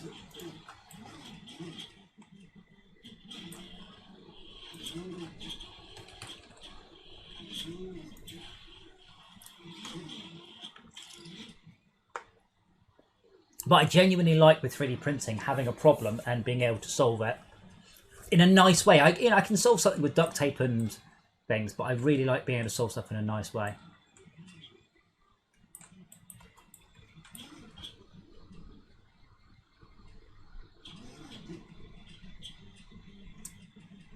I kind of like that one, I do. Okay, so I need to have the ability to have a link in some way, shape or form. Oh,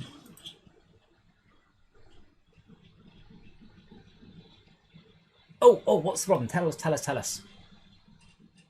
Now, is this, you think you found the problem, now you're going to wait half an hour to find out. That's the worst thing. I want to know what you're printing as well.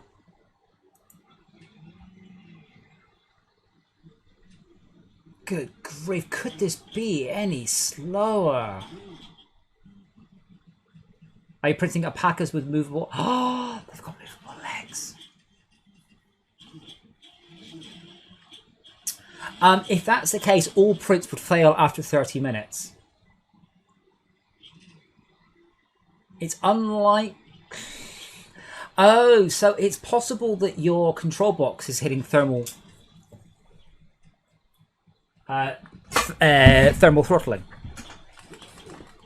which would mean it would all run slow, which means you would probably under extrude.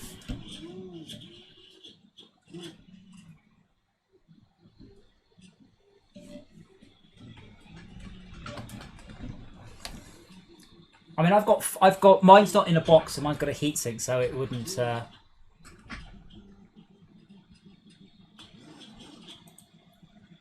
I do really like that. I might print an alpaca later. Is this what you were printing, by the way? Because I haven't printed a benchy, because quite frankly, can't be bothered.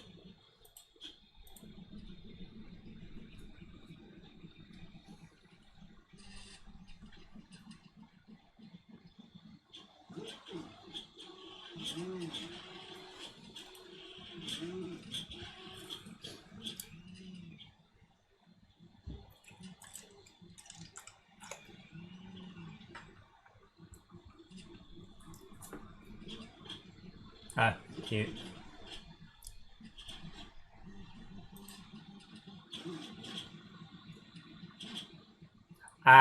Yeah, I found models with writing on them, and I immediately load them into Tinkercad and get rid of them because, my God, does that slow it down. It really slows it down, printing that, yeah. That, I mean, I don't mind people watermarking. That's sensible, but I mean, that probably won't print anyway.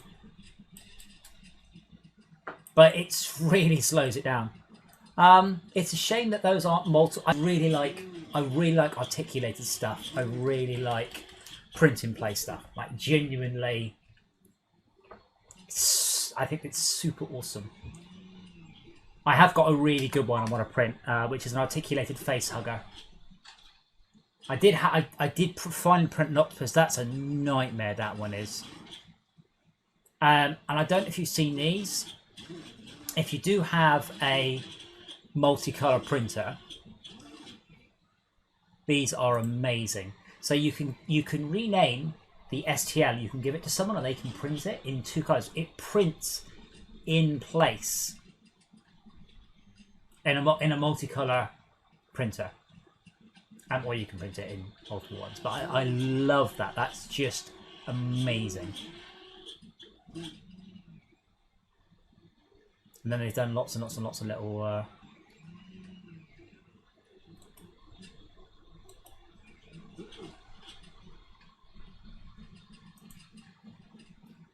oh, they're nice. Oh, wow. Oh, man. Oh, the thing is that I struggle at the concept of paying money for a 3D model that I then have to sit there and print myself. Oh my god, I love that to bits.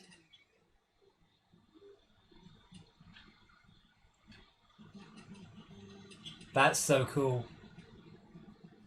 I bet you mine... That's really small though. Look at that. With wheels that work. Oh, I have to. I have to. That's amazing. Oh, right, that kind of a combine harvester. Yeah, big whoop. The idea of 3D printing paying for something I then have to 3D print myself. It's odd. Like, I should be paying for the model because it is someone's time, but then I have to get it to work. I don't know if you've seen the Moon City. And I was tempted because, oh my god, it looks amazing. But the multicolour version's like £4. And I'm like, that's absolutely incredible. Like, properly amazing. And then these ones, you actually print them in 3 colours. And I'm like, I do, but I'm not sure I can be bothered to print it. It's a long print. So, yeah.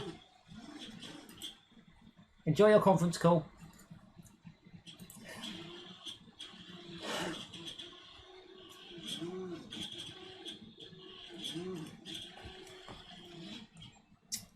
I'm wondering, while I've been talking, by the way. Well, it's not quite that. Yes, I mean, that's a good example. It's like you're buying sheet music in order to play it.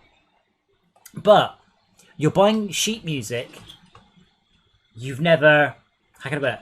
You're buying sheet music of music that you've heard, but you've no idea if you're any good at playing it. I don't know why I should just go, yeah, that's fine, £2, £5, whatever. But it might not be any good. That's the problem. All I've got is the 3D model, and go, ooh. Like some models, I've tried to print and they just don't print, and other models I've gone, oh my god, that's the best thing ever. But as I said, because it's me that's having to print it, part of me feels I shouldn't be paying for it.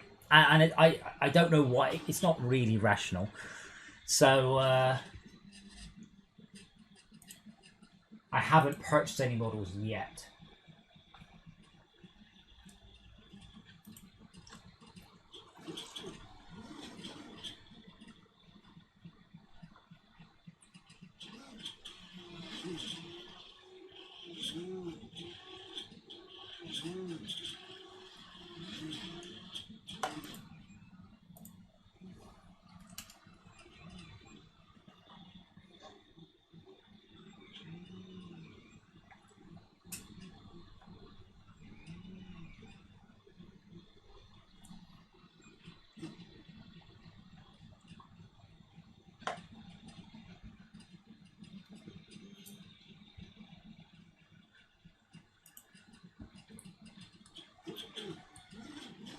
They're not, yeah, there is absolutely there is absolutely no implicit fitness of to be print.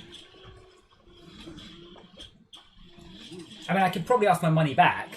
I mean, to be quite frank, in a lot of cases, you're probably better off pirating it. And if you like it, buy it. I mean, I find there's a lot of Unity Store assets. I have bought so many Unity Store things that have turned out to be freaking awful. Like you go, that's good, and you click, and then you realise it's only 3 models. It's no use at all.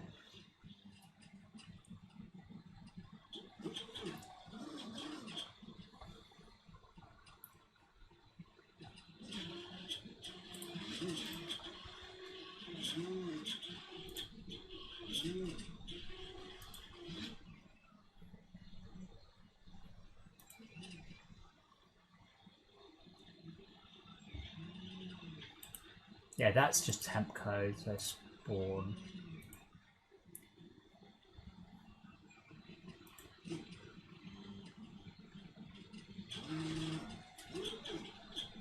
Let's comment that out, that's just old.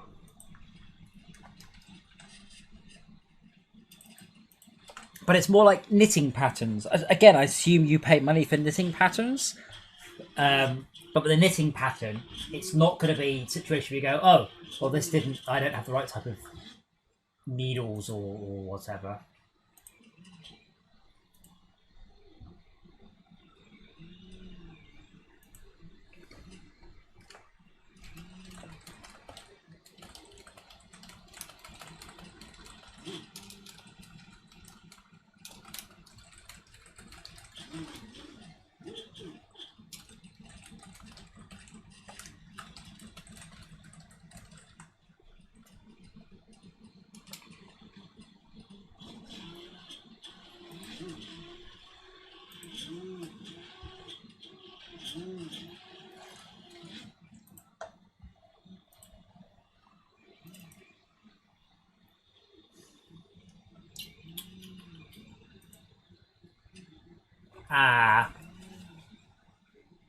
So this is going to be a bit trickier than I thought. I was initially just going to say, oh, it's one of these, spawn another one. But I need to store all the render IDs. I don't have a concept in the train game. I could add it, but a concept of all the render IDs being stored in a given location. I'm trying to think how to implement this. As I said, a lot of what I'm doing here is implementing tech, not game stuff, tech stuff. So that means that it can just go into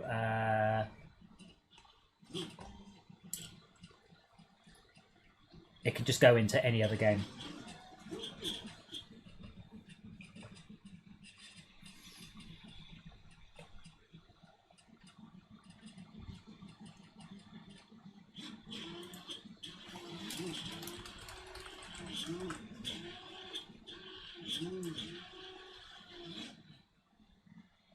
Now I don't actually have a game object, so normally I would store the information in the game object, but this entire system, the whole point of this entire system is that we don't have any game objects. That's a lot of the goal. No game objects means I can render about 500,000 of these things. Game objects means I might be able to get 20 or 30,000.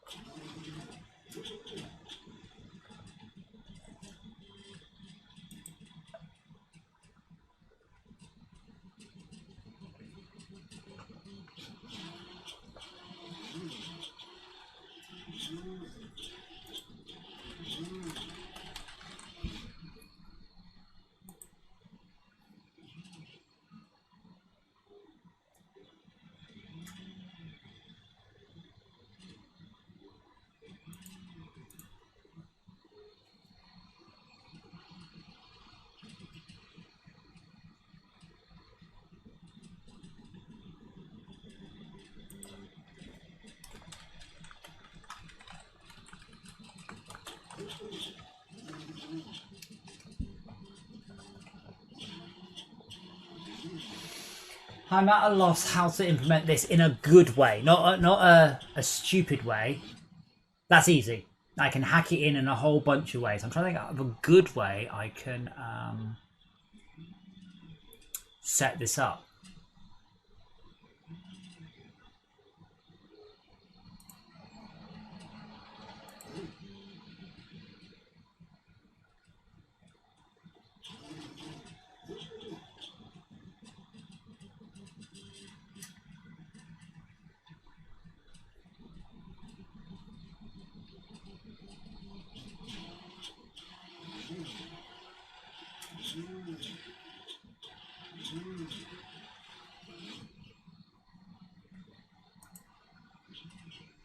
You guys are no use at all.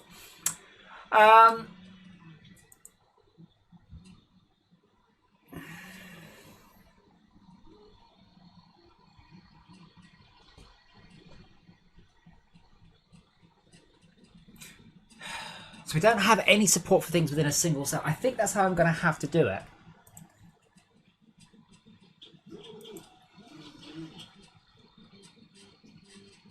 And essentially all it is if I spawn a type of blah, I also spawn a type of blah. And this is sadly, it's not an API thing. The annoying thing is I'm pretty sure I'm going to need these.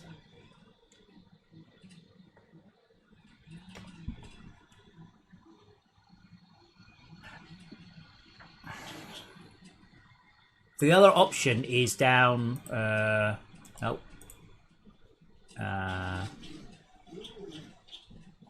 the other option is when we add an instance, we also look at what we do here is we say, do we also have a linked ID? Okay, I'm going to have to do this one. Do we have a linked ID? This is used when the spawn object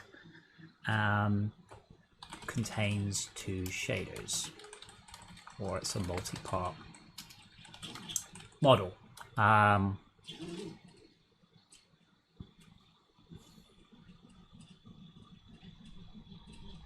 No, because I know I can't do it like that. No, that can't be done because I don't have anywhere to store that.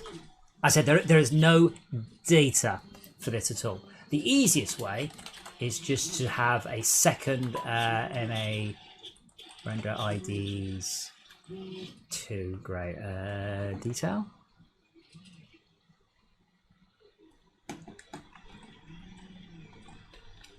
MA detail render IDs.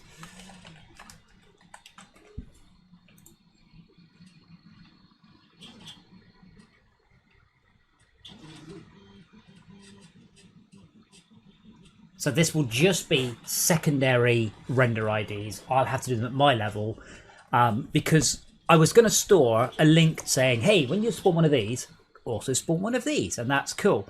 Except I don't just spawn one of those, I spawn a specific one. And then I have to go, hey, I'll clear you up. And then it'd be like, clear up your child. And it'd be like, I haven't got a link to my child because I've got nowhere to store the link to the child.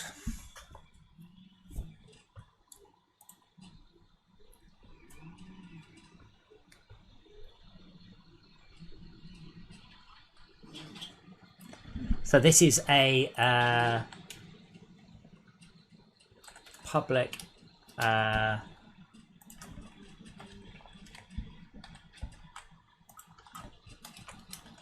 oopsie.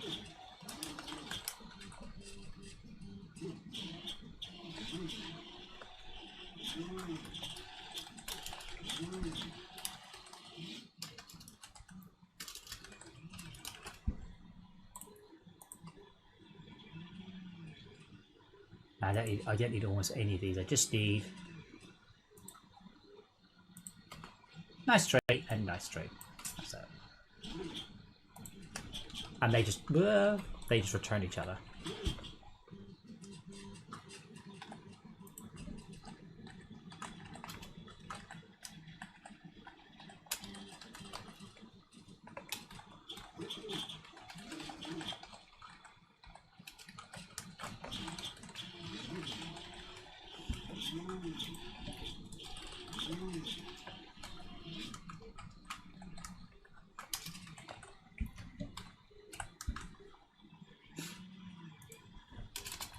Do we need to clear?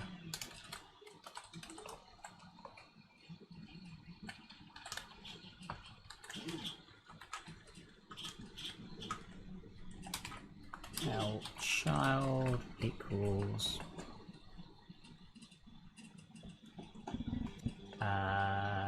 get child ID L type if L child not equal to none. Then we also need to clear that one down.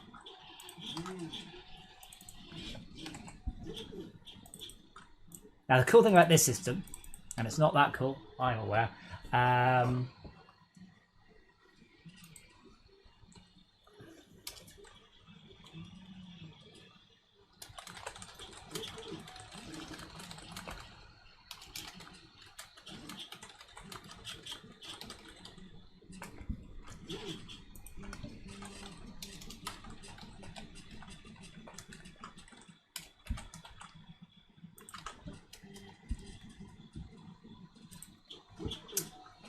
pretty much just there. So when we clear and when we generate, do we need to generate a child?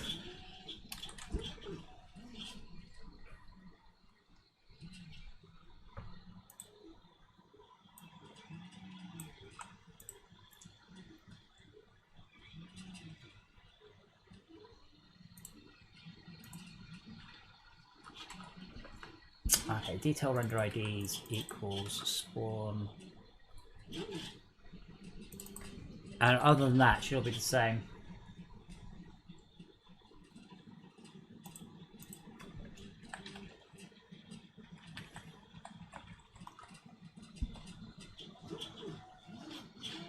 Don't need the renderer. Oh, that's it. All we have to say is, if this one has the child, spawn a child. That might be it.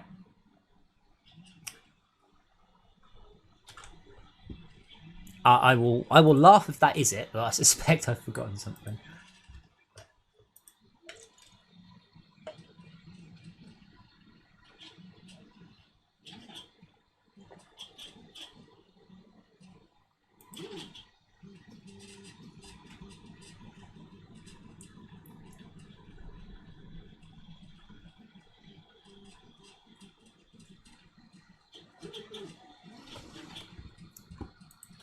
Well, that doesn't work. Error.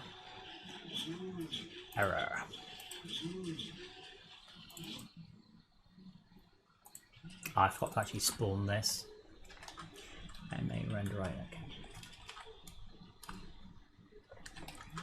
I really wish there was a way to create a new array with a default size, because I now need to set that.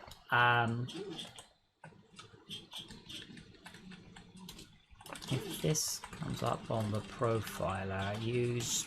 it's not array.clear, is it?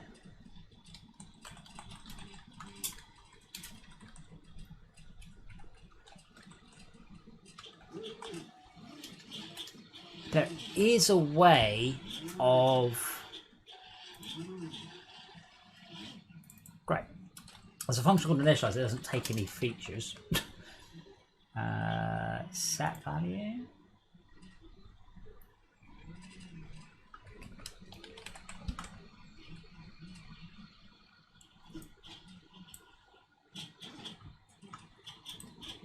Void clear map. Oh, mad. Indices.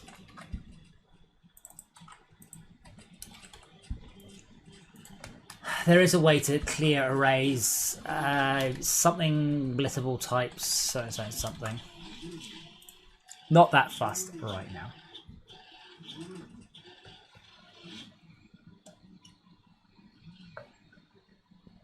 That seems to have worked, look at that.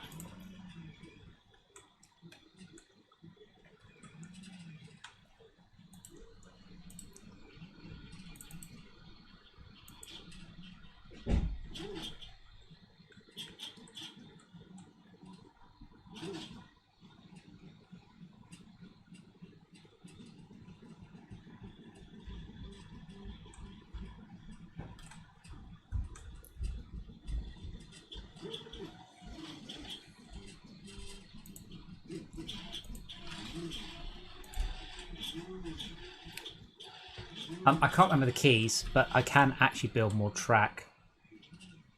Now let's see if this works. So, now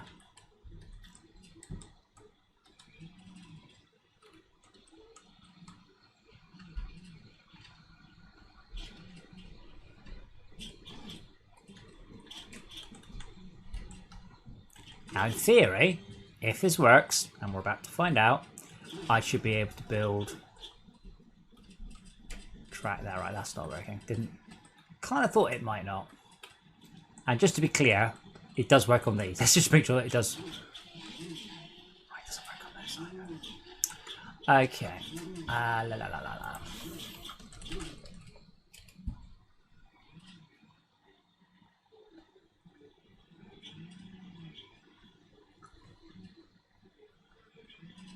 Oh, I actually forgot to tell it to.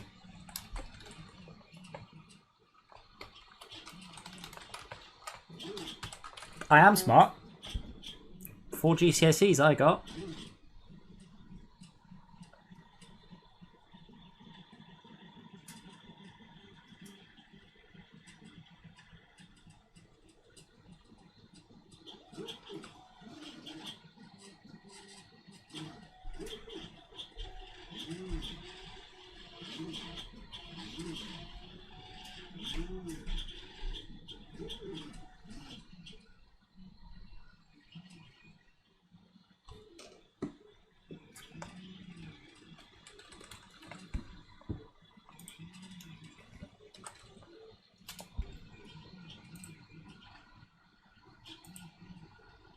You're also quiet. You're probably all working.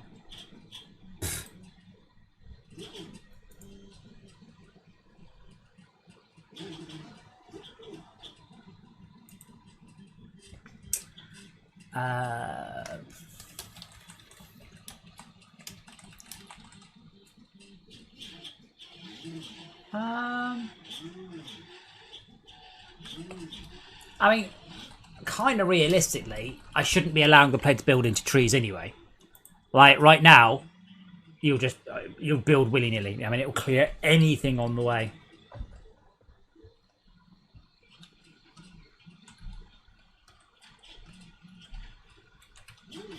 Kinda. And this is... Okay, I don't think it's clearing the child. Oh, yeah, it's not clearing the child. Okay. Clear graphics. Oopsie. Clear graphics fix. Why? Oh, yeah. Clear of type child.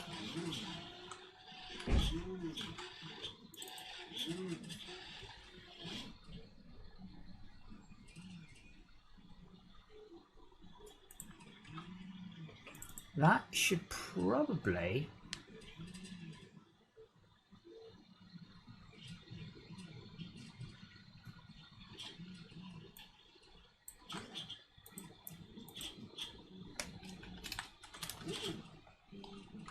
Let me undo that fix a sec, because I should have got an error message and I didn't, because I haven't written one.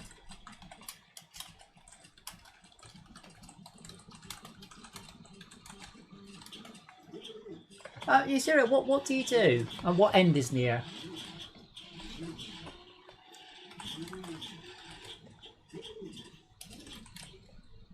And if you work in like disaster planning or something, actually I don't want to know.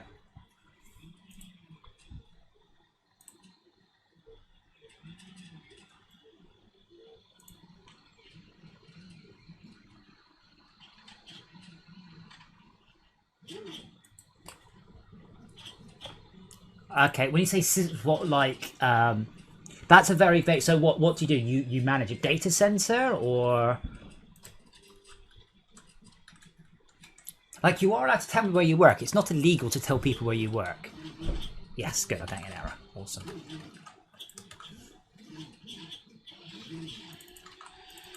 I had this when I worked for Criterion. They're like, you can't tell people where you work. And I'm like, I'm not a spy. I write computer games. I can definitely tell people where I work. Ah, okay, but can you tell us what? Like what do you mean? Like serious stuff, like coronavirus related stuff, or you mean you're rolling out Thomas Cook's new booking system? Yay.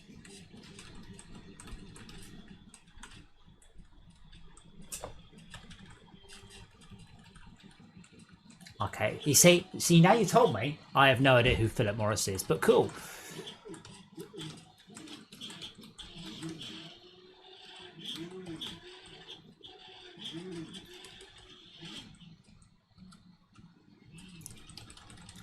Yeah, I mean, what else? So who Philip Morris? I need to Google.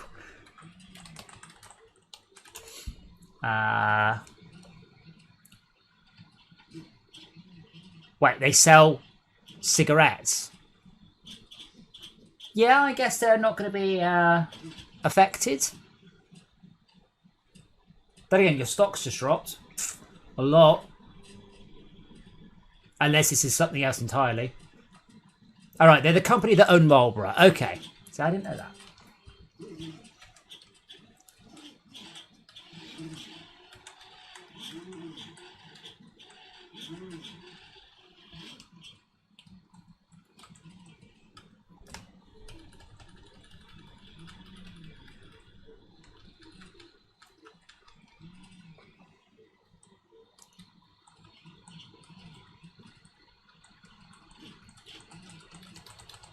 Now, I don't have any support for writing to the Splat map yet.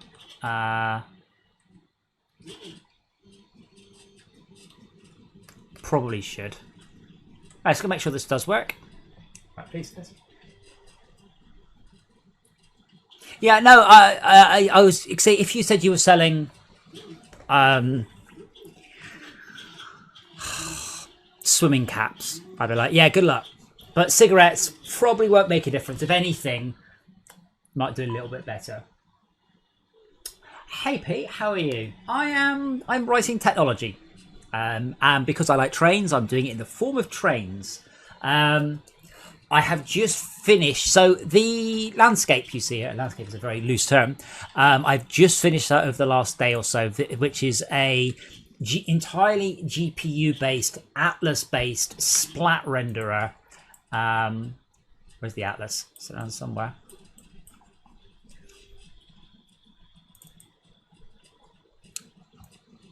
There's the Atlas. So I am developing tech for my next game. This is not my next game. I just happen to like trains. What happens is these textures are loaded at runtime off disk. Gutters are added. So if I can show you the gutters. Gutters are added to deal with texture bleeding. Then English. And then the normals are generated, and then I'm generating this splat texture in real time. So that's what I have been doing. And it has taken me a very long time. The issue has been trying to get decent MIP levels, and it's not bad. It's not as good as I would like. I should probably fit it with a MIP bias. But it kind of works. I'm now... So I don't know if you know Unity. So with the exception of the locomotive, everything here is rendered without game objects. There are no game objects. And the station. Sorry, and the station. So if I pause the game, these aren't here. There are no game objects at all. So there's the game objects. All the track isn't a game object, all the trees aren't a game object. They're all pure... Oh, it doesn't like me doing that. They're all pure GPU things.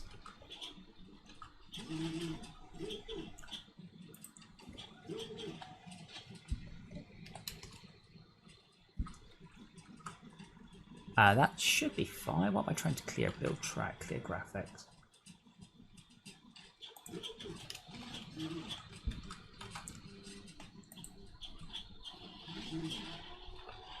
So, I've done some tests in actually, I'll just boot it up.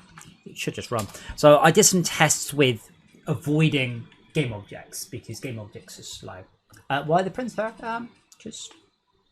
Usually I pointed at the cat, but the cat, I've got a kitten, and the kitten is an idiot and won't stay still. So yeah, it's just because, what do you want to see? My face? No one wants to see that, dude. Just gets what? More importantly, why am I not pointing the printer correctly? That's a different question, because I'm an idiot. That's better.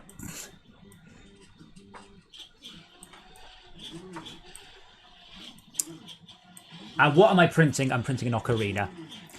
Yeah, so this is like the 4th iteration of the tech, and I don't really want to jam it into the game, but this was my first test, and I can do so many objects. It's insane. So again, if you know Unity, which you might not do, but if not, you'll be like, there's my scene.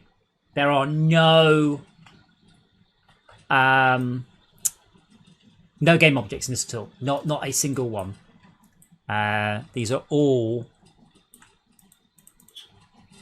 rendered on the GPU. It's even got fairly optimal culling. Yeah, the cat's now wandering behind my fan, then behind my desk. So it did and ah about turning this into a game. I'm trying to find something that Todd's like, oh yeah, we're gonna make millions, but yeah.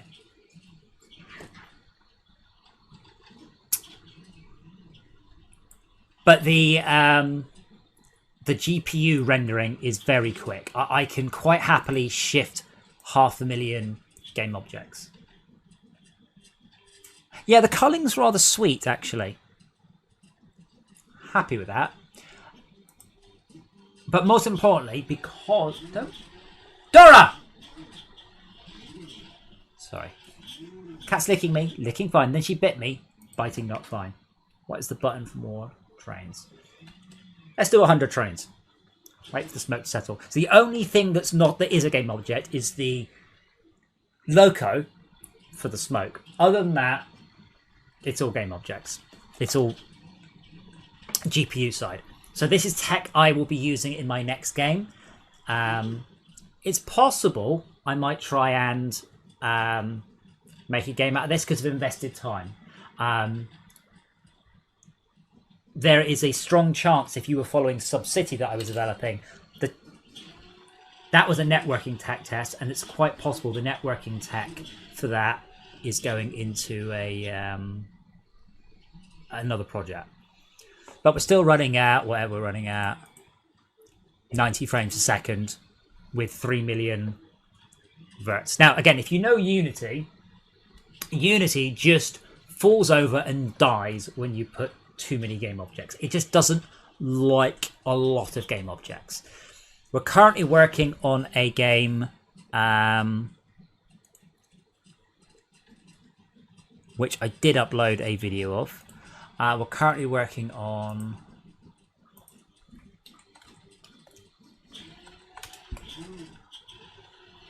I say working on the game, it's currently on Steam. But it doesn't quite have the performance I want it to. So this, I am planning on injecting the code that I've written into this game. Because this is all procedurally, it's all dynamic, it's all procedural. I can't take advantage of any of Unity's anything. What's wrong with the quality?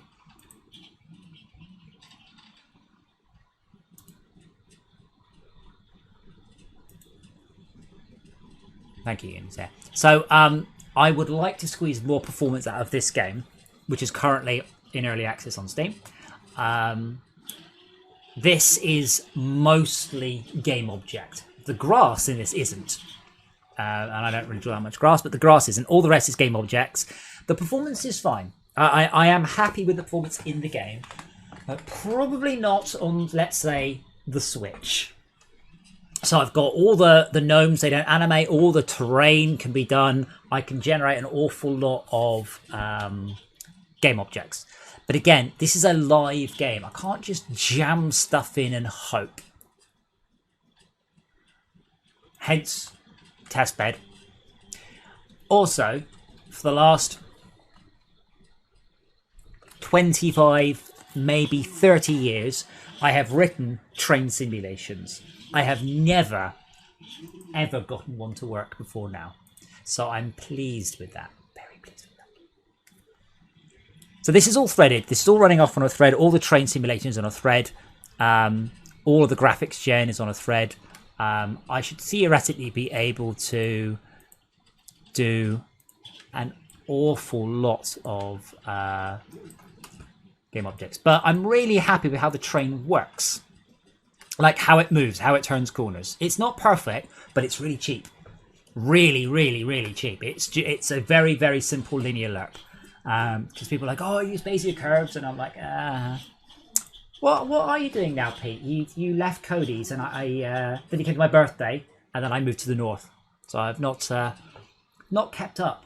I believe you moved to London to be with your partner, and then it all gets a bit vague.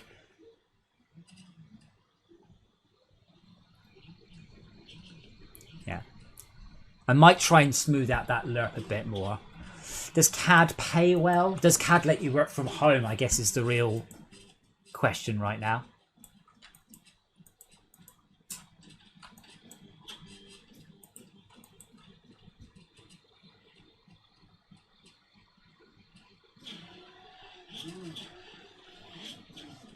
But I can describe why I'm pleased with this.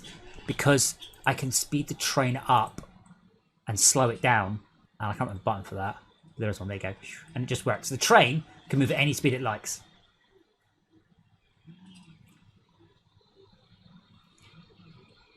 Is the money good in CAD? It's got to be better than audio programming, surely. Have you learned to type with both hands yet, Pete? So Pete, used to work with Pete. Pete types quicker with one hand than I do with two.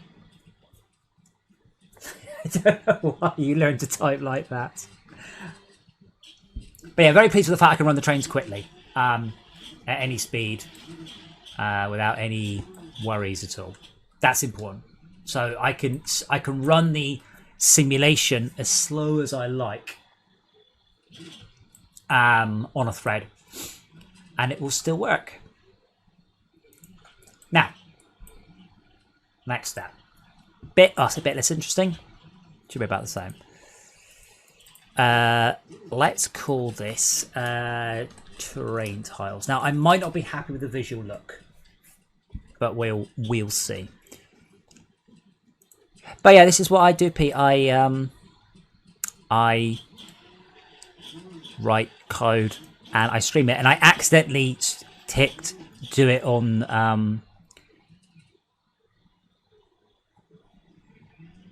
Facebook, so I keep getting people I know turning up. Normally I don't get people I know.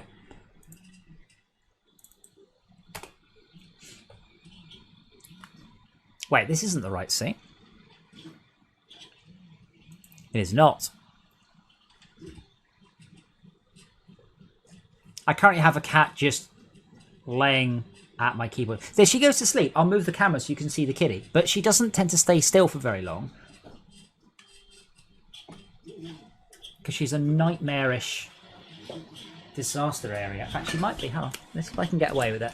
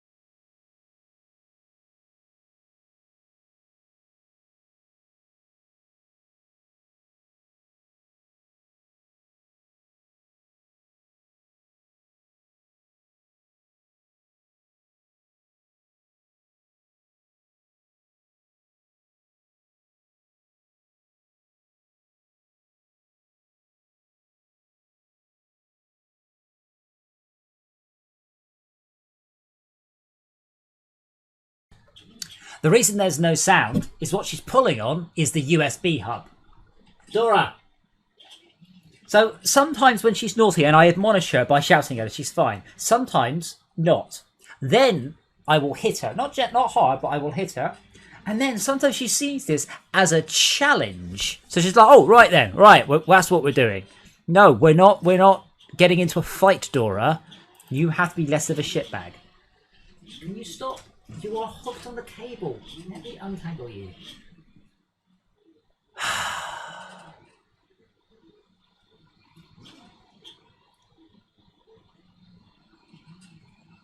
This is what I have to put up with. This is why, for those of you working from home, this is what I have to do all the time. This is my life. You can bite the braided cable. That's fine, good. I keep lots of discarded 3D prints around for her to chew on.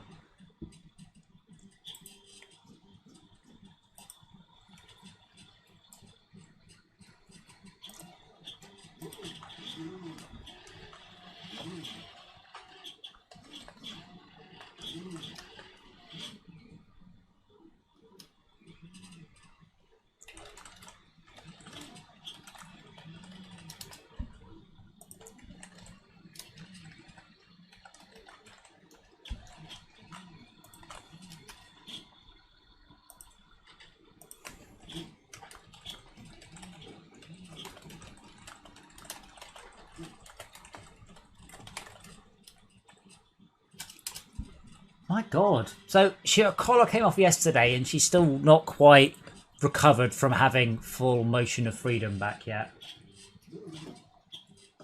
Dora, shh. Come here. Hey. Chew this. Yeah, that's it. Chew this. That's what this is here for. Yes. Good girl.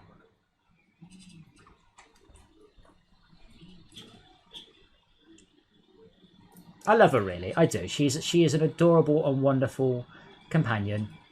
She just doesn't know when not to be. I need to do a claws. I need to wait for her to fall asleep and do a claws again.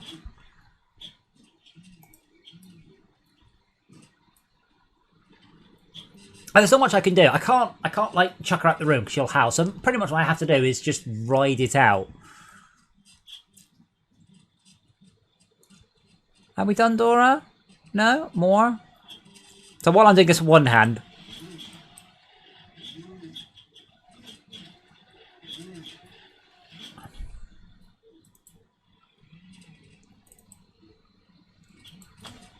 on the other hand, it's not Cartoon Forest, it's Fantasyland.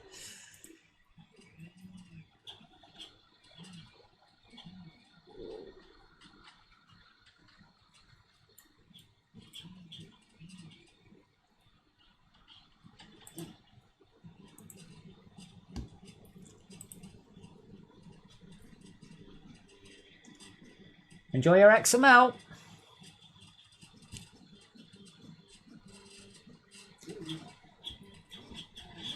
I'll let you know if I'm doing anything interesting. Currently, I'm not.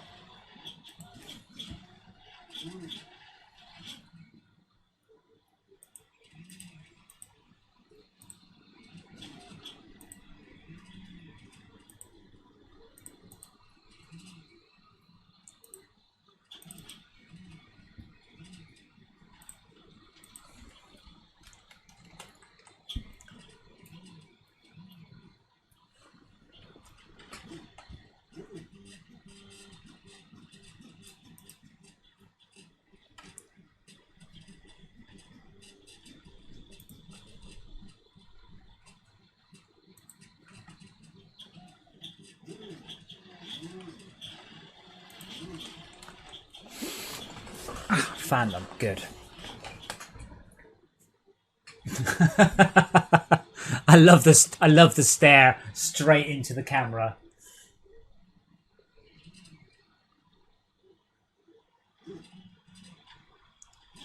Is it time for sleeping now? No, no loving me. Okay, sorry, didn't mean to love you.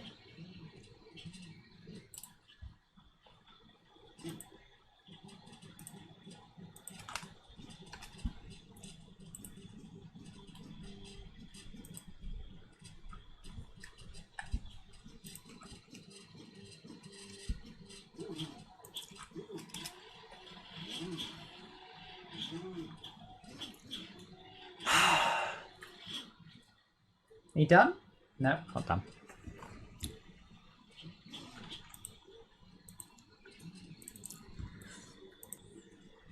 Now, I need to set up a bunch of tiles.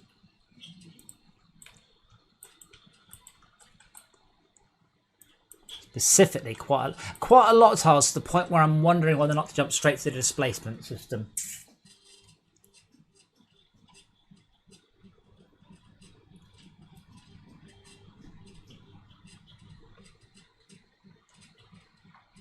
Jesus, that's not terrifying at all.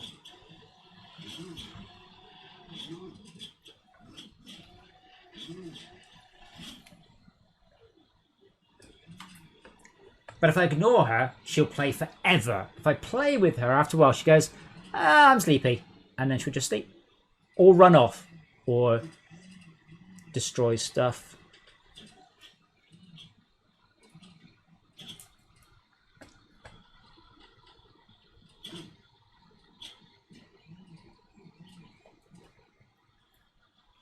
Are we done? Are we done? We're not done. Now she's just attacking a random bit of nothing. Why are you chewing on that, you horrible little goblin? That's glue. Don't play with the glue.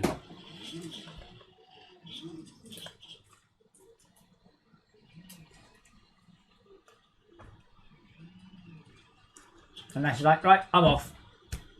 That's why. So that's why Cepheus, still there, still happy.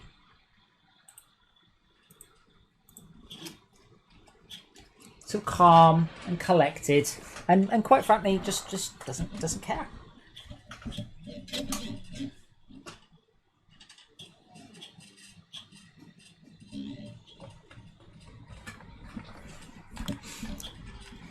I'm going to get a drink, so you watch the printer, then I get a drink, then it's going to be tiles. Ooh, it's exciting!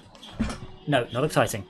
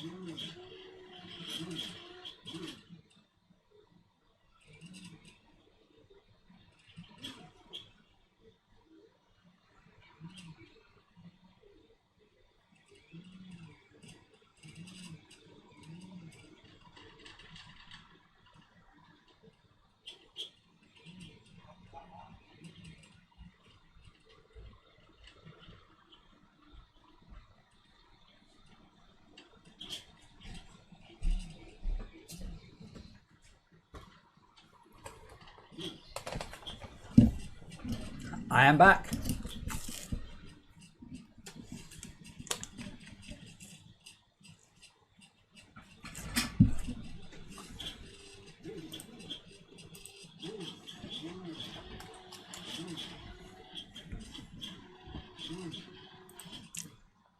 Right, let's put the camera out of the way.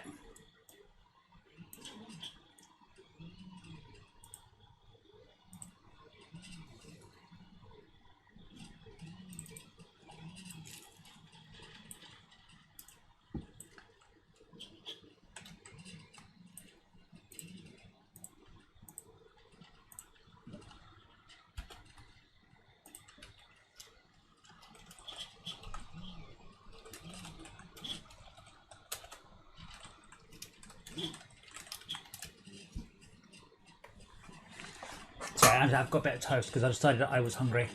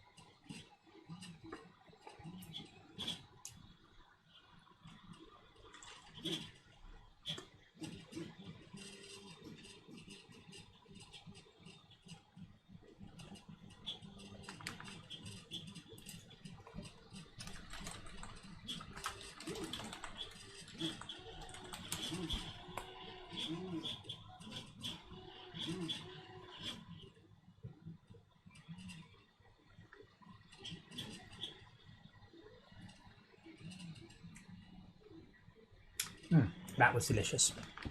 Anyway, Andy, yeah, it's 3 parts. I'm not sure how I can describe it more than that. Actually, if I move those apart.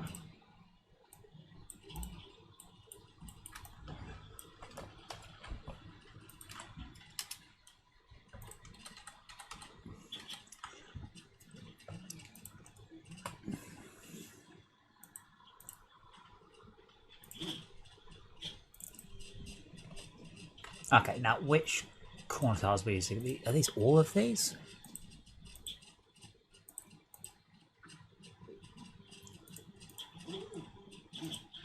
Appears to be just all the wall 01 stuff.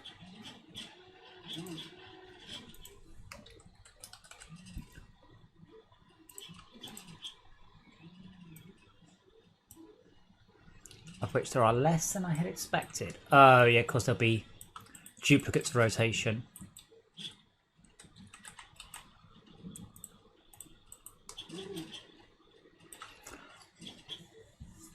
Now I don't have any support for that. That's really something a little bit higher level than this.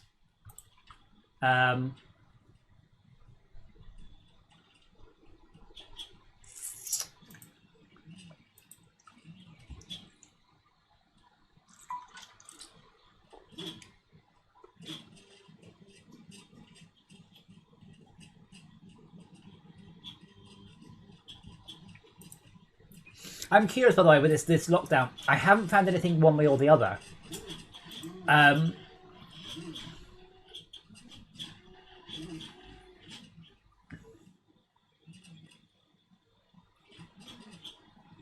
you allowed to just go out for a drive? Like, I literally can't.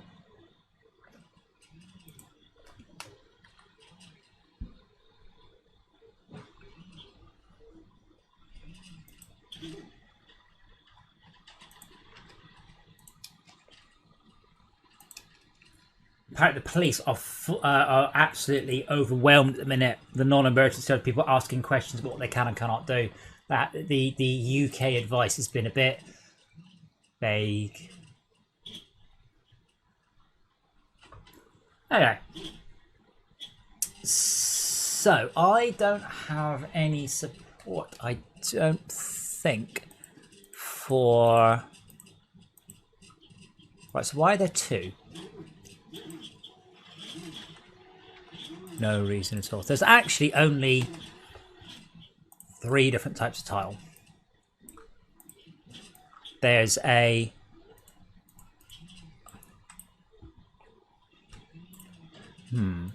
might only actually be just a bit nice, I can see what I'm doing. Oh yeah, they're visually different. Just out of curiosity, we do apparently have a bumped map version of this. Ah, that does look better.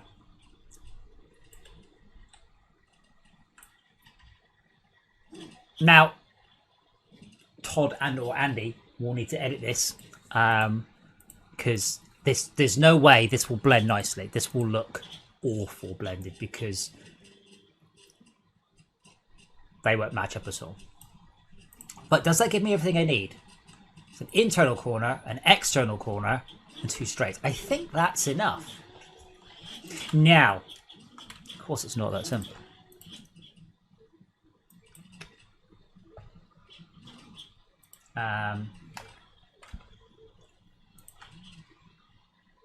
Let's have gap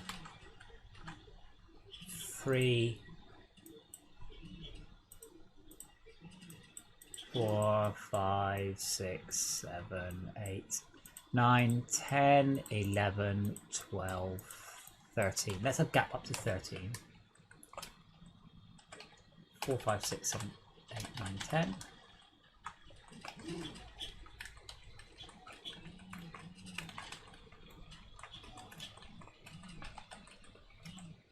And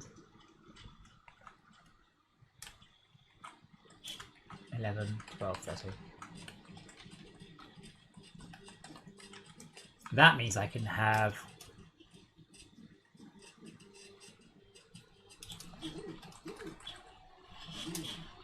cliff in a corner. Oops. Cliff straight 1, straight 2, cliff outer corner. What's the betting these don't rotate around their centre? Oh, they do. Never mind. I'll take back what I was about to say. So, I need a way of indexing these here. I'm sorry, I'm destroying this lovely texture sheet Todd did for a different project. The idea is to get these working and then to see if I can replace them with a displacement map. Now, that won't happen today, possibly tomorrow.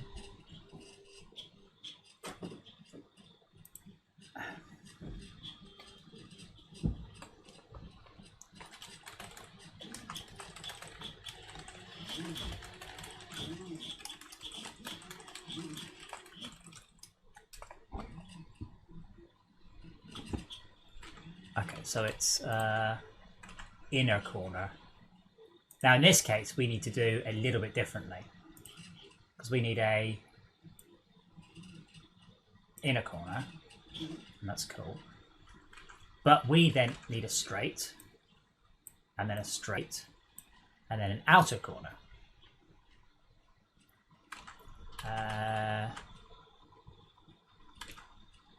But then we only need all the variants on that. Now this is where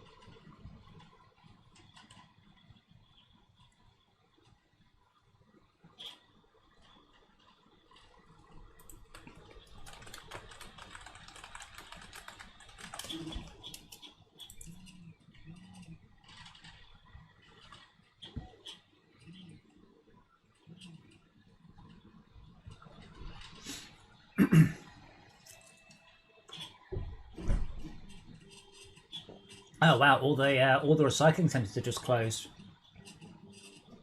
Great. I have things to throw away! Sometimes, as I said, I sound like I'm just distracted and just talking about random stuff, but I am actually thinking. So the issue is that I don't really want to duplicate these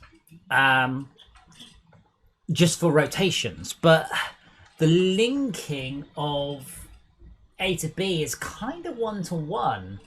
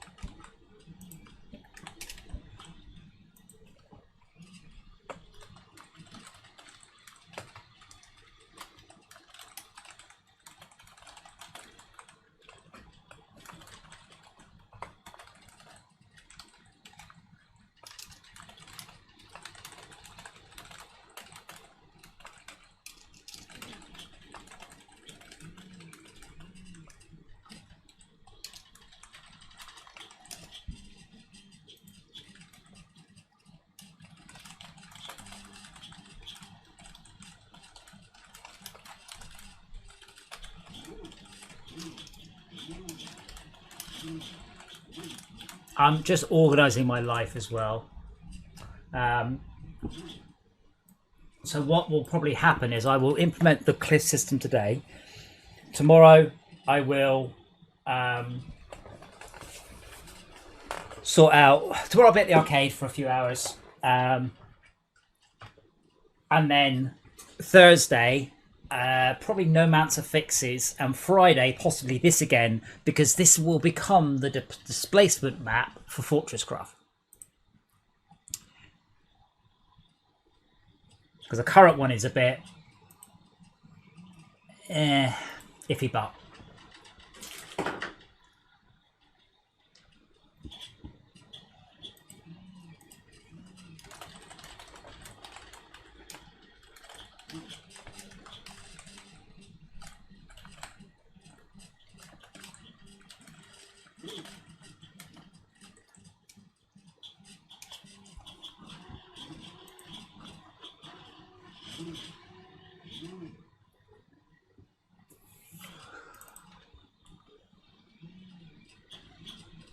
so what I've done is I've been a bit clever, and I probably shouldn't have been.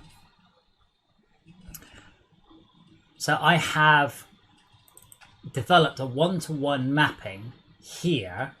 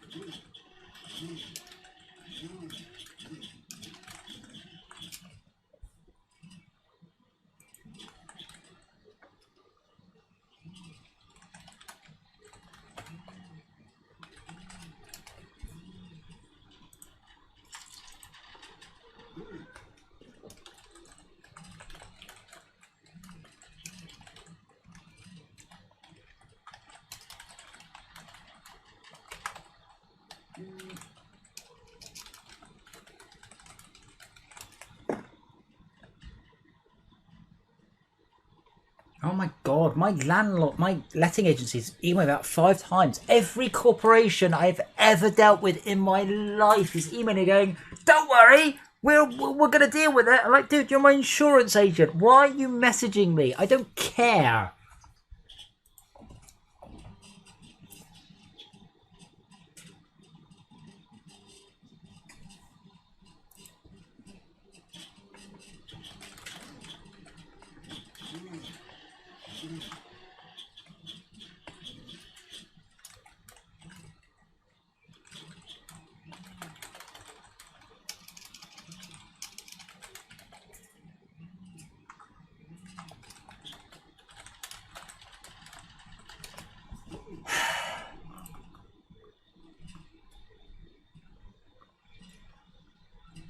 Oh, this is annoying. I feel that there's a better way of doing this, but there's really not. So what I'll be doing is I'll be duplicating each of these 4 times and these twice. Yeah, each of these 4 times and just rotating them. So it'll be the same object in the world, but just without...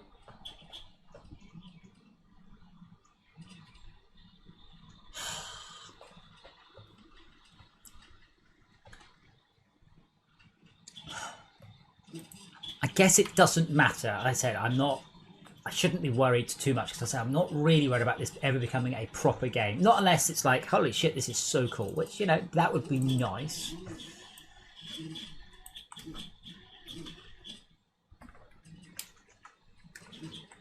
It's happened before, but essentially we do that and then rotate, rotate, rotate.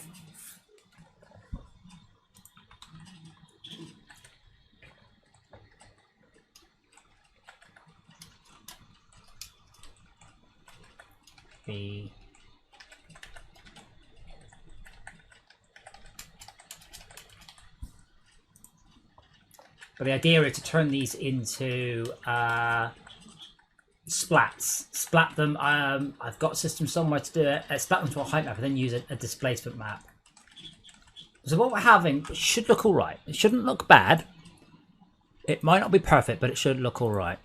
The goal is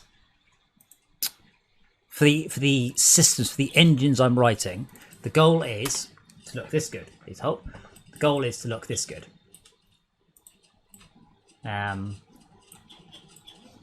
So better grass, better placement, nice bump maps, nice rocks. So this is the goal. This is a procedural system that has the power of this.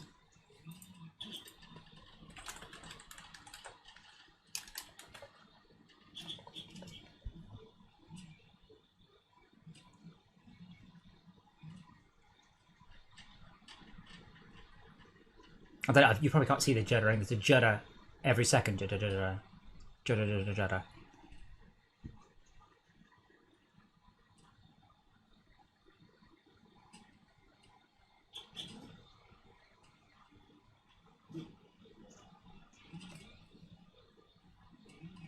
I do quite like that. Again, for those of you who have known me for a while, you'll probably recognise those. So this is the old avatars from the X5 Indie system that I used as a crowd in a game. And I just stuck a wobbly shader on them. So you can see they are actually moving very slightly.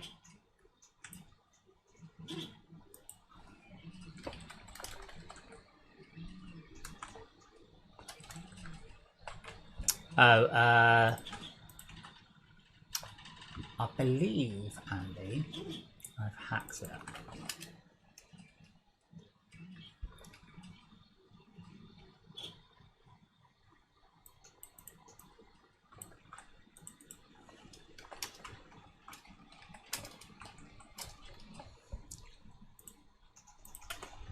But the idea is to give me the power to do something like this using a fully procedural system.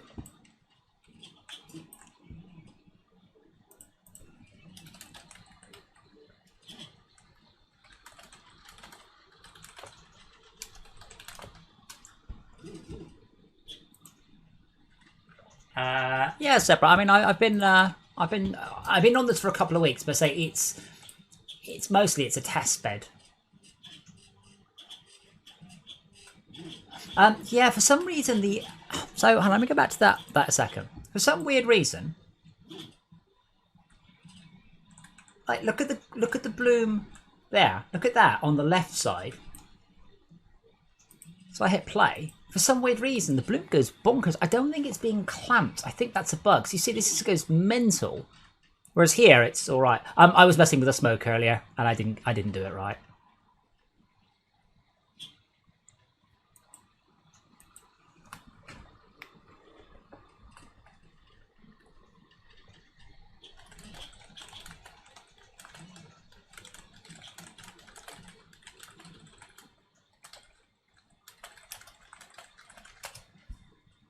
But if you look at that red one there, here it's all sort of bonkers. And I don't know why it's only bonkered on one side.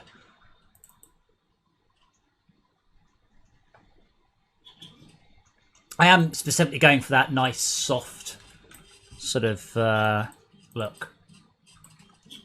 Which people get very angry about sometimes. So, good.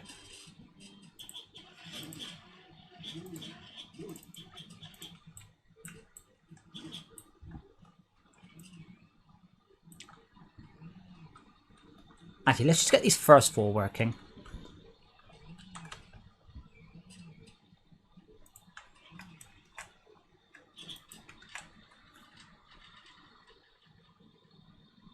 Ah, I see. Sorry, yes.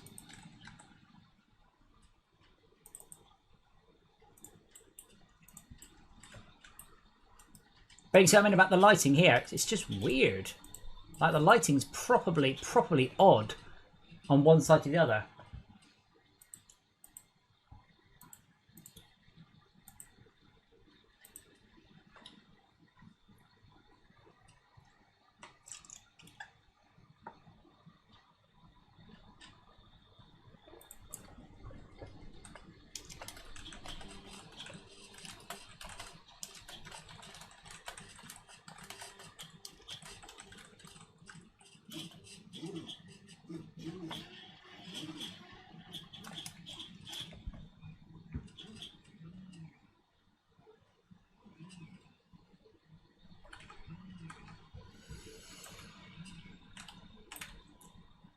I see here now it just looks weird, but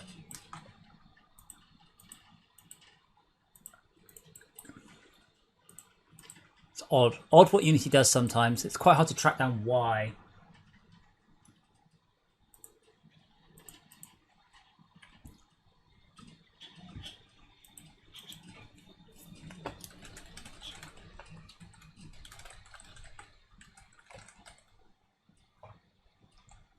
Hold on.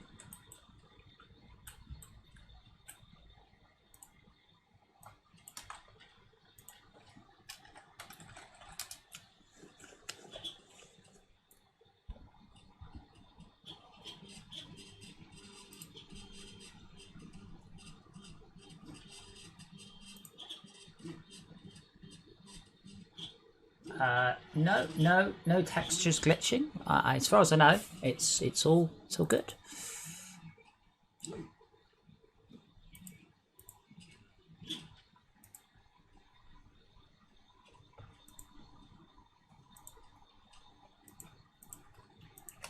GPU instance or renderer and GPU prefabs.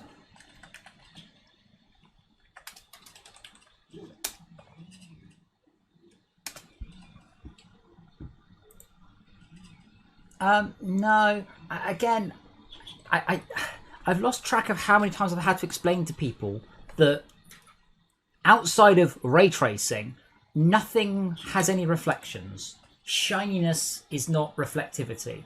People are like, oh, FortressCraft is all bloomy and it reflects the light. I'm like, it doesn't. Bloomy just means bright. That's it. That's all it means. And it surprises me. I still see it. But no, on the left, I think what's happening is on the left it's not clamping the bloom, and on the right it is clamping the bloom. It's an ocarina. This year, I'm basically going to make presents for people. So if you like ocarinas, I know what you're getting for Christmas. I want to print something that would hopefully look nice in that shiny blue.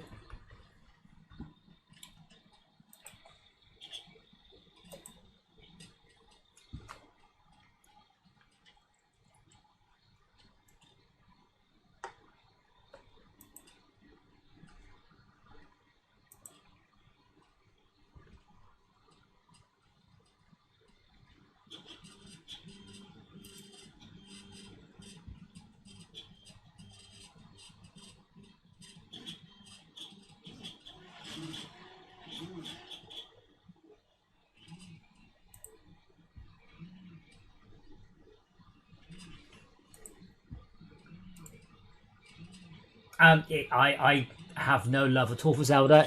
It's purely a present. Okay, so this is going to be Cliff in a corner. Cliff straight 1. Cliff straight 2. Cliff outer corner. So I should now be able to put together a very small failure. Did I not save it? Let's assume I didn't save it. I did not. Okay, so let's also get the thing right. So let's fill in green on the raised bit. I notice I am missing the raised bit still.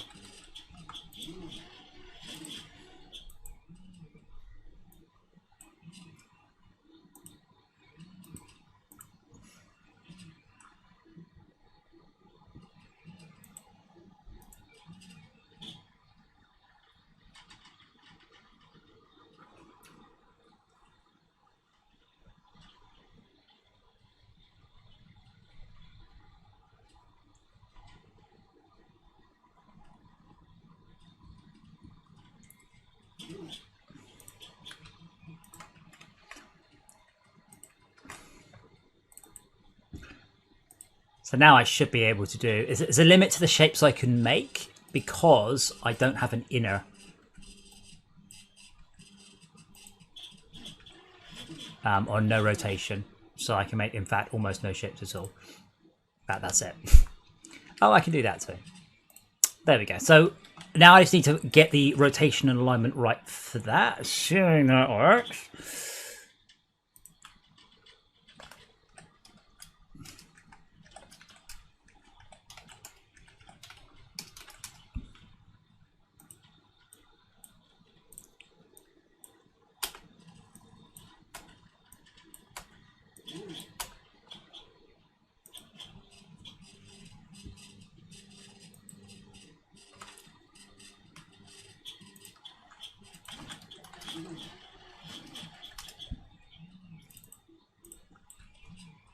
I was about to say I'm getting good at this, but it didn't work, so...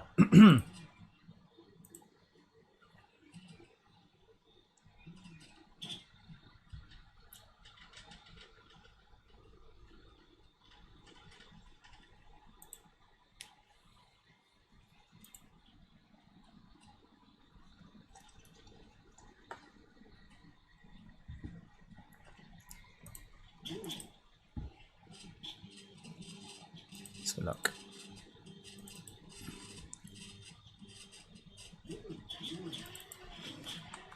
Ah, right, yep.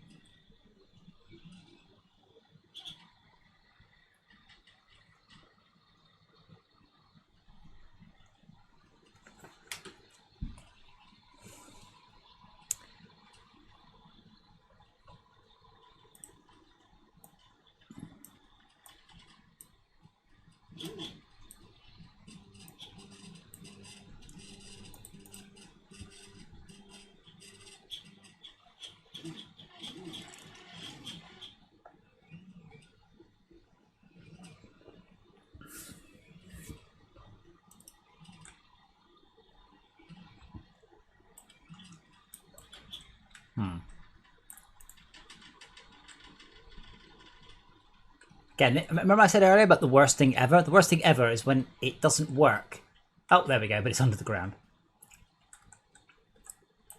I'll probably implement that fix I said now, Andy. So, these need to be above the ground. They're probably the wrong size too. Zebra, why don't you rewind back in the stream about 25 minutes and you tell me if you think the cat was helping to calm me down.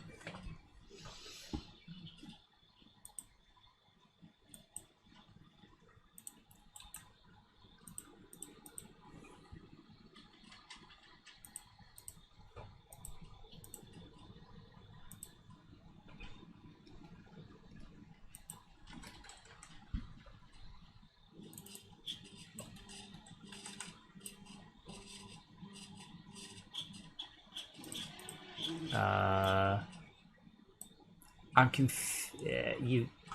what the fuck, Andy? Andy forgot to detach the track. I assume it's this tiny thing here. No, that's just a piece of track.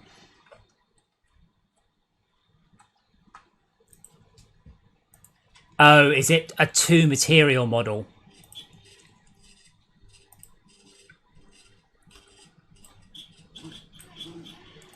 In which case I hate you for a different reason, but cool. You can probably get rid of the triangle too.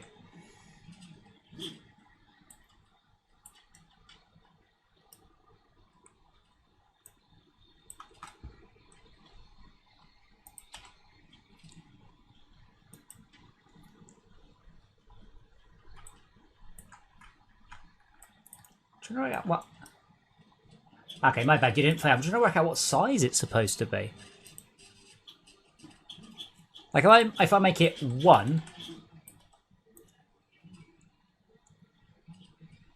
if I make it, oh god. Okay. Right. So it should be 2 and 2 and 3. What is it with your ratios here? What have you done? If I make it 2 and 2 and 2, it doesn't fit in a tile. Wait, what are the track pieces scaled to? Yeah, the track pieces are scaled to 1. This one is some slightly different arbitrary scale, apparently, Andy.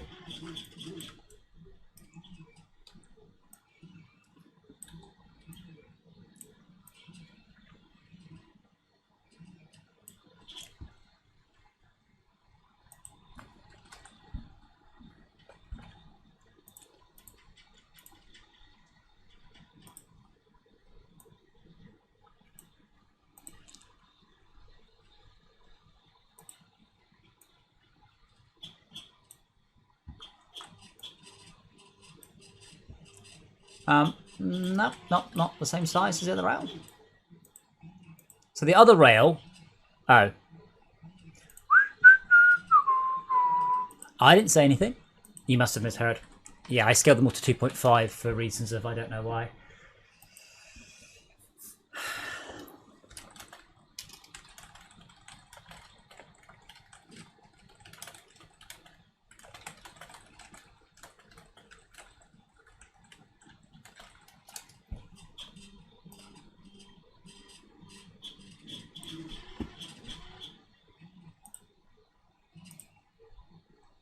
I mean, I don't know why it's a different colour, but, you know.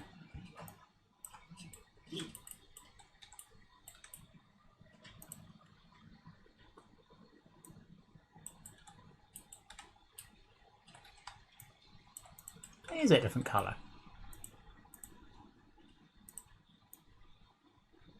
Because it's a different material. No. Yeah, no. The material is the same. Unless it's just in a shadow, which is, I guess, possible.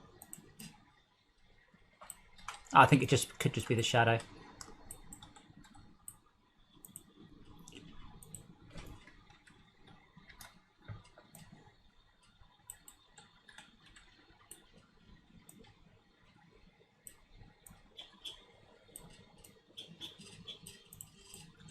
you want a lesson, by the way, in how to draw things efficiently? Like this.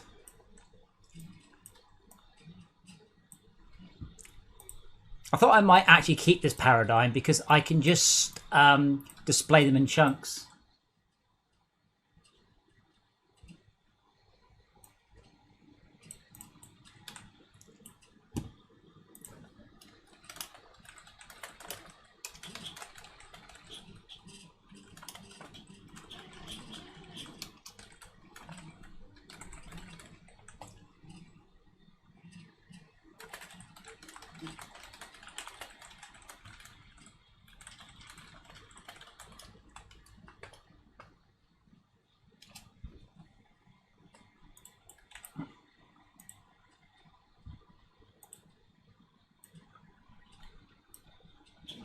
And is there a station front as well?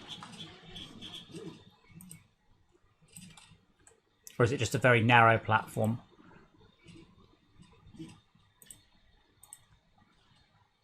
Narrow platform. Very narrow platform.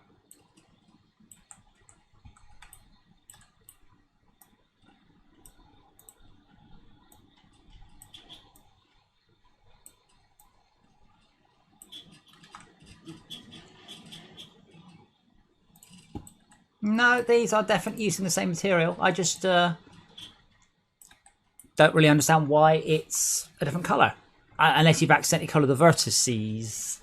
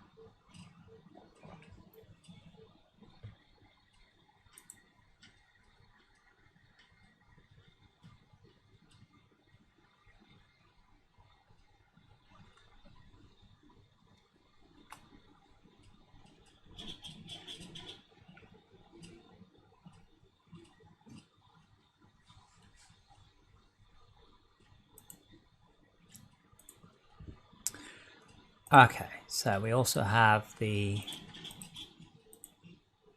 station.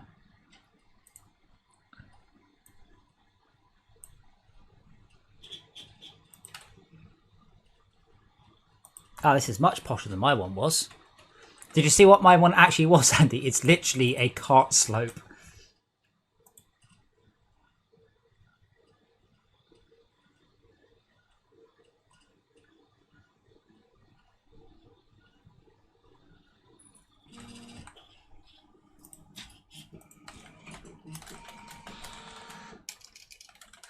Hooray! First half of it's done. I'm not going to play it, by the way. I don't even know how you would play one. I don't really know what they are, other than a thing that they base a game around.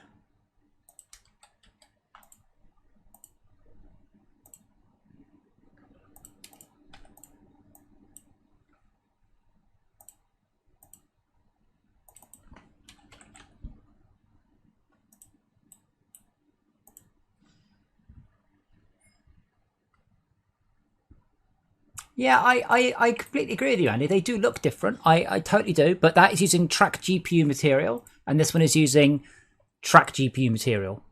Light probes off. Reflection probes off. Hold on, it's dark. Why is it?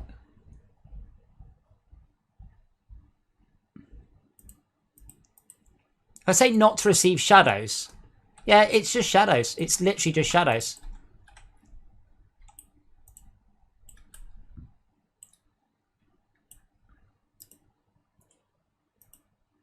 I'm curious how this print is supposed to work, by the way. Because it has no support. I'm not sure I want to trust a 2-hour print with no support.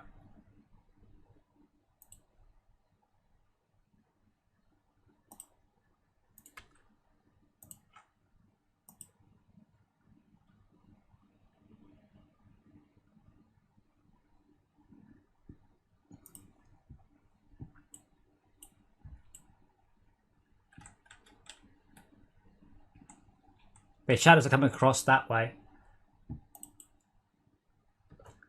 Okay, I popped in a little bit of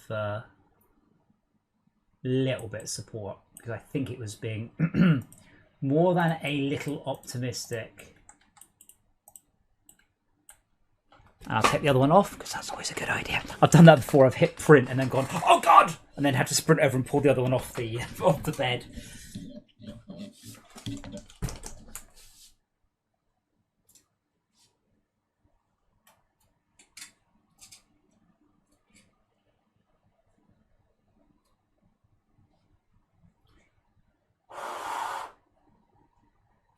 Well, I'm gonna have to wait a little while for it to cool.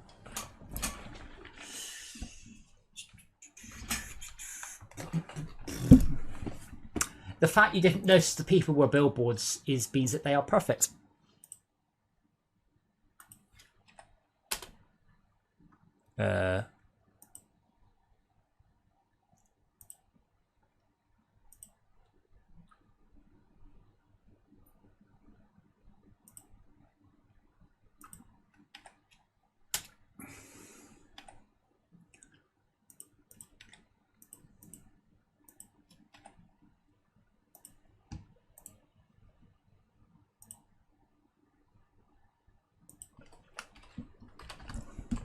So these aren't fancy pants instance objects, by the way. These just render as normal. This is not enough of them to warrant it.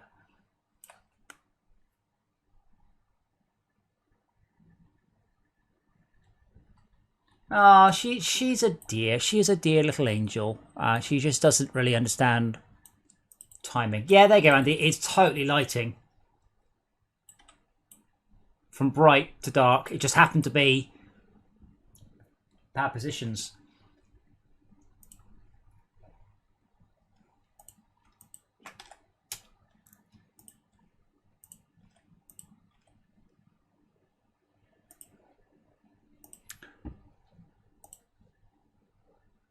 I particularly like your little clock tower touch there, by the way. Very nice.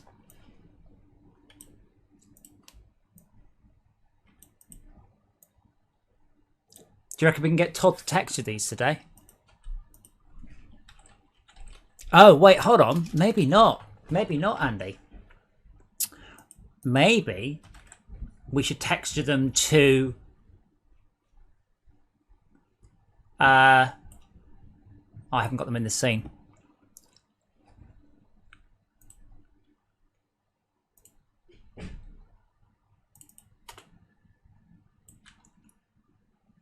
Maybe texture them to these or that.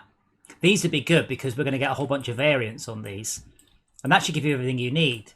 Wood tiles. Let's look at the texture. Let's see if it's stupid. No, because that's a... Great.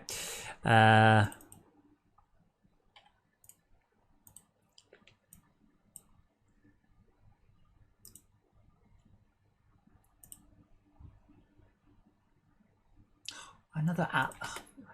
Unity. There we go. Yeah. Should better map it to that.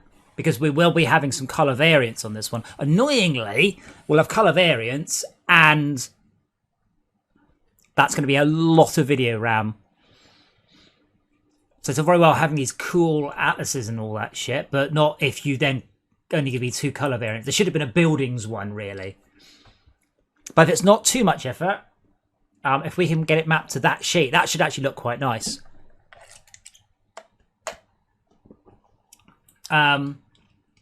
Or to this one, if you would prefer.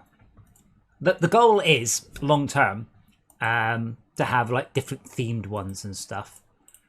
I suspect this one's probably, yeah, this one on the other hand is all a bunch of different textures. Because he hates me. Yes, that you just got a roof texture. They're quite nice, don't get me wrong, but they're probably less useful. Yeah, he's literally made it of 3 different textures for no reason whatsoever. On the flip side, that means if I wanted to, I could now colorize the roof as a different color. So, some good, some bad.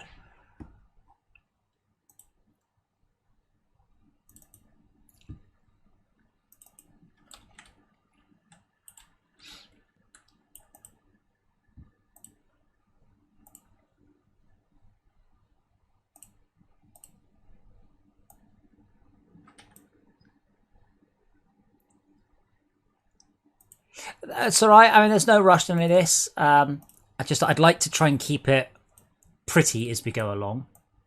So people go, ooh, I like that, rather than, it looks a bit shit.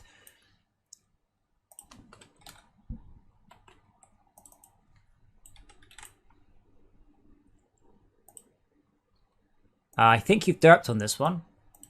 How odd. Why does this one look different? Bear in mind, Andy, also, you've still got the little fly out spare triangle for no reason at all.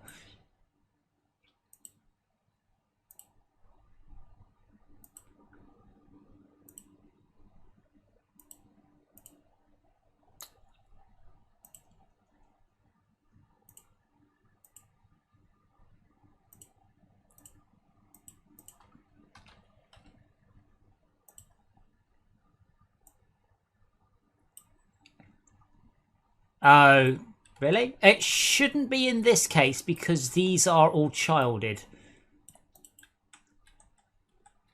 To be fair, honestly, displaying one extra triangle doesn't kill performance ever.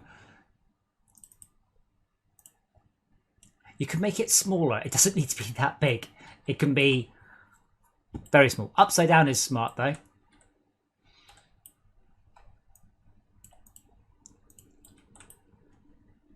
I'm just trying to work out why this one doesn't seem to be taking the...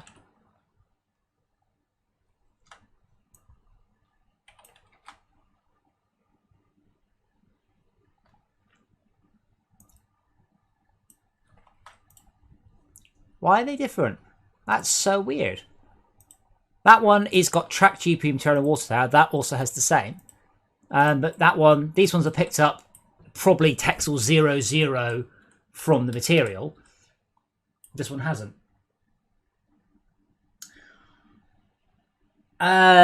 Yes, DFC. I can very quickly...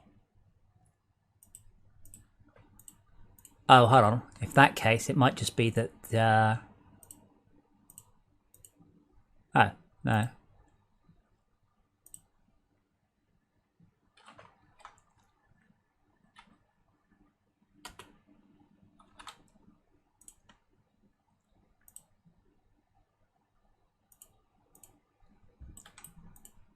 I don't know, is the easy answer.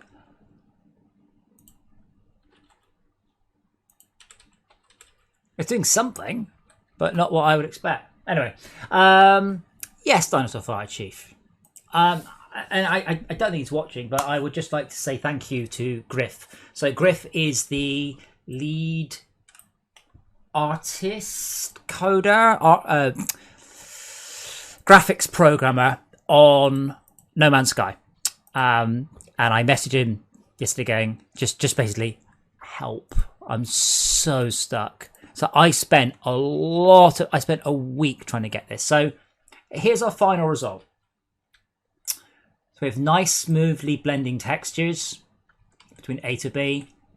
See how the track goes. Looks nice. Nice lit. Super detail. Super, look at the detail. Look at it. Beautiful. But let me just, and I've been over it earlier, but I'll go over it very quickly for you. Let me go back to the previous renderer. What I'll do is I will quickly switch on the debugging.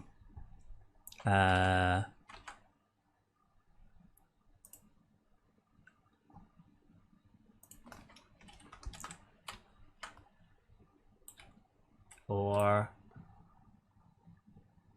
I won't.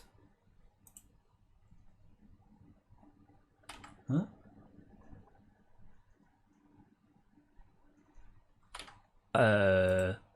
PG Atlas bumped, yeah. PG Atlas render. There we go. How we go. Right. So you can now see the tiling. Okay. Now that tiling is, it's still there normally. Okay. If you look very carefully somewhere, you might be able to see it, but you'd have to go looking for it. But let me turn off the fixes one by one. So one of the fixes let me turn off the blending. So this turns off the blend between tiles. So what I'm doing is I am wrapping the texture. When I wrapped, this is when we were like, oh, it's MIPS. When I wrap the texture, because there is a massive disparity between two adjacent texels, the shader unit on the GPU picks the lowest possible MIP, or very low MIP. So what we're rendering here is MIPS. Green is the highest MIP. MIP 1, MIP 2, MIP 3, MIP 4. So essentially distance. Anything above MIP 7 is gone purple. So what I'm doing is I am, if I just make it sample that. So there's the issue. Let's just do LR texel equals 0. So what this is the issue. So green is the correct MIP level. Purpley is not. So if I turn off the MIP debug, again, we might have to go looking for the issue. It's quite hard to show up on stream.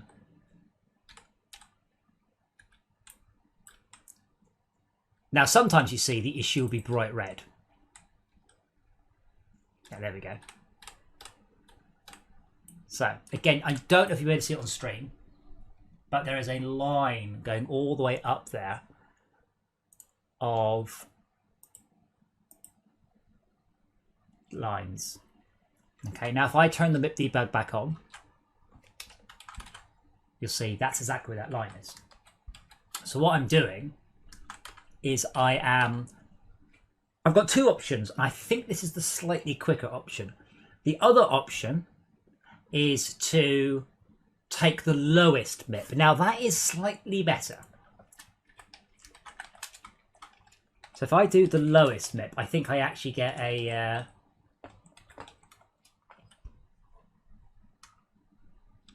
so let's take the average MIP for the moment. Yeah, I didn't realize it was a MIP issue. That's the thing. If I thought it was a UV issue. If I realized it was a MIP issue, I'd have. So basically, I worked out Sunday, hey, maybe it's a MIP issue, and I had it solved by like 11 o'clock Monday morning. So there's the fix active. Now ignore the fact there's a seam. That's because my guttering is not all it could be, and because I've turned off the blurring. Forget that. That's not an issue. So let me turn the MIP debug back on so you can see my fix. My fix is essentially to sample multiple points and take pretty much the lowest of those points. I could probably be that close. As long as they don't touch. Now as I zoom out, you see, they're now overlaying because that's just an arbitrary texel scale. This one seems to give good enough results up to here. Now the other option, which I'm not currently using, is not to average it, but to take the lowest MIP. Lowest MIP is the biggest MIP. But means 5 checks.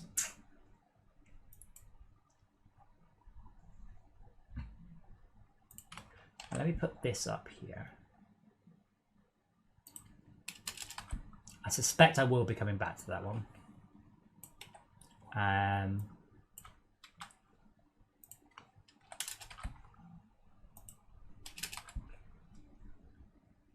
And this is lowest MIP. And now the problem is almost entirely gone. It's not perfectly gone, and in fact, in that case, I suspect we've just chosen the same one. If I increase that number, yes, it begins to go away. But this one is a better solution. So you see, there's no vague issue. There's occasionally a very sharp one, but there's no vague issue. The drawback is this is a series of five else's, and that's the problem. Switch the debug off. There is, in theory, an issue along there. You just can't see it. And this issue you can't see it, it doesn't exist. Turn the blurring back on. Sorry, smoothing. Gone. Now there is an issue with the blurring. So that looks fine. That looks absolutely tickety-boo. If I switch back to the actual renderer, look at the difference lighting makes.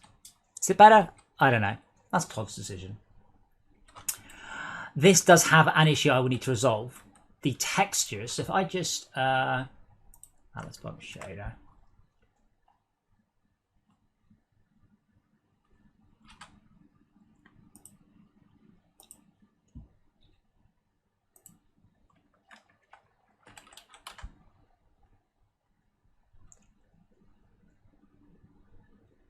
If I turn off the bump mapping, you can see it's perfect.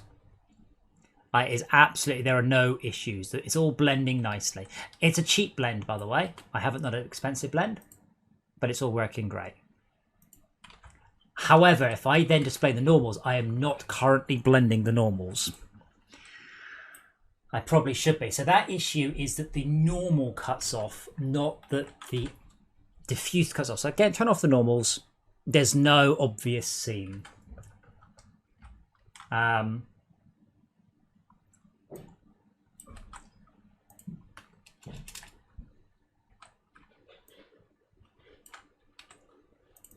When I try it,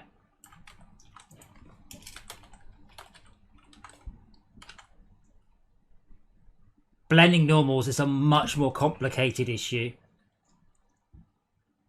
And I might need to do n minus equals 0.2.5.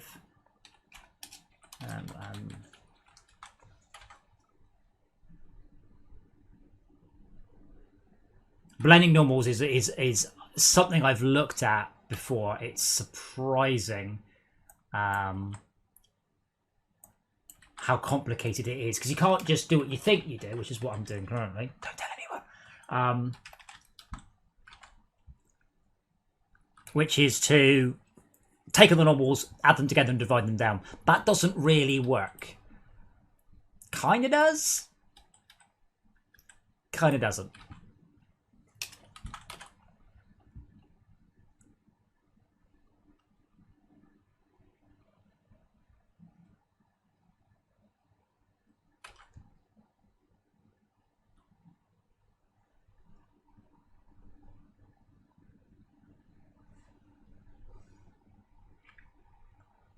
Yeah, no, you can't add together normals and normalize. That's not how it works. You think you should. Of course, that's it. It's not, it's just not how it works. Where's the normal? Oh, yeah, for some reason, if I want to display the normals, for example, I have to switch to deferred. And then I can display the normals.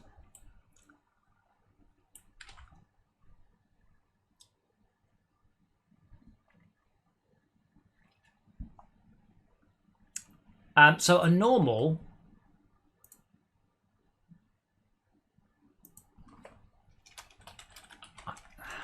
got my maths wrong there.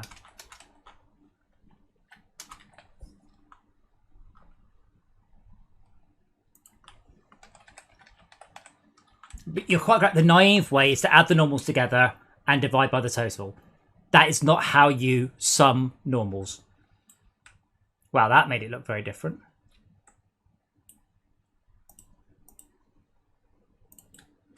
And wrong. Why is that wrong? Oh, probably 2.5.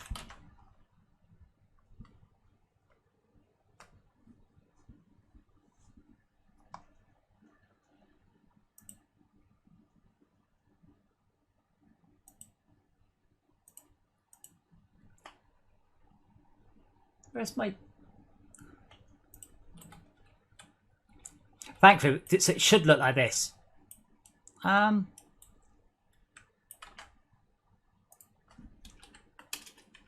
Because the blend takes place over a long distance. You can't really... It's just... Dance unfortunately, I can explain to you, but we're going to start getting into like discussions about tangent space and stuff. Just take it as read. It's not that simple. This doesn't work, but sometimes you can get away with it.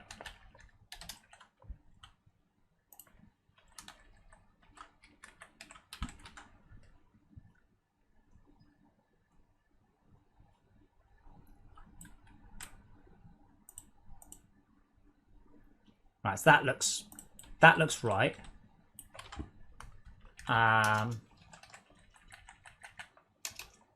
trying to work out what should we do.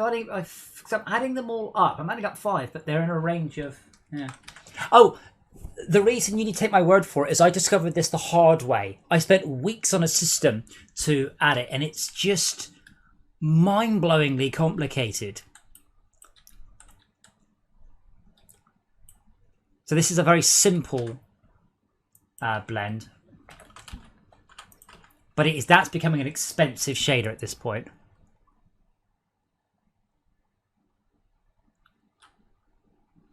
Let me just pop that one in a second to debug. Just curious.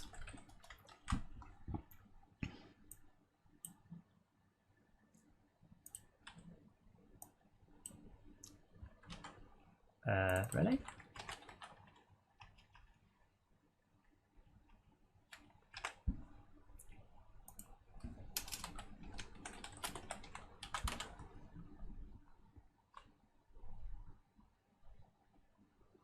But yeah, I can lerp. Lerping's fine, but so as you can see, that doesn't work. So if I put that to 0, that's how we currently are, with no blurring at all. And then I start to average the normals over that area. It just doesn't work. Whereas if I just pop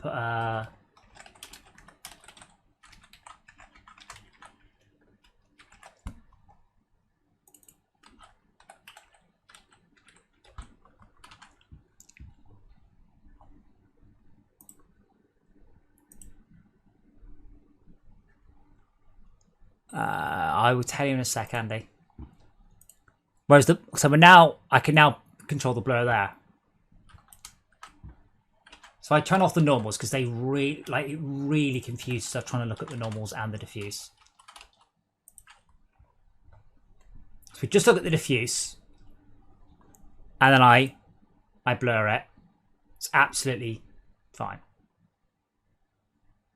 You probably want something about. Well, I've currently got a 13.5, which is quite a harsh blur, but we are a long way away. Well, the thing is, I have solved this issue before. I mean, it's a solved issue, but you end up doing stuff like calculating the gradient and then regenerating the normals and stuff. Now, I don't know if that looks... So that's with no blending. Just put the camera nice and close. That's with no blending. And that's with that blend. I'm not sure if that looks better or worse. But the thing is, this particular game is up here. Yeah, so from here you can't tell. Let's pop to the actual game camera a sec.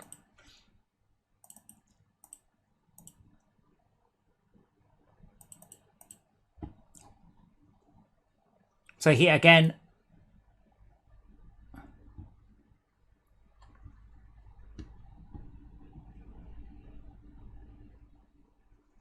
I mean, honestly, at about 40, that kind of works because that blends it in quite a long way out.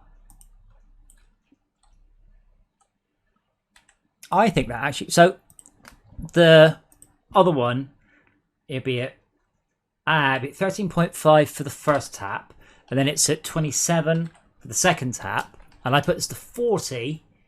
It should be probably... Yeah, that's why, because that's almost exactly a third tap.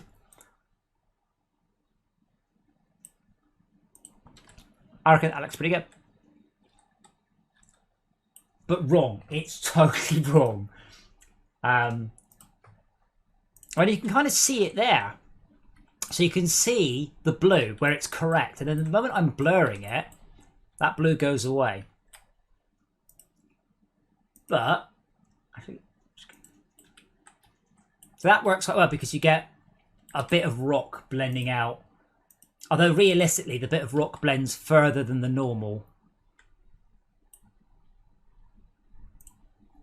Correctly, I think that should probably be 27.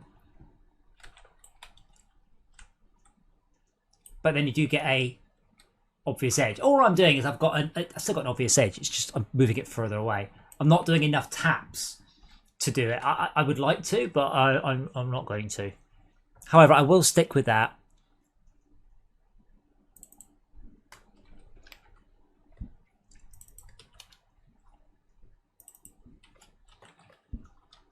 Okay, let's get rid of the debugging and oh.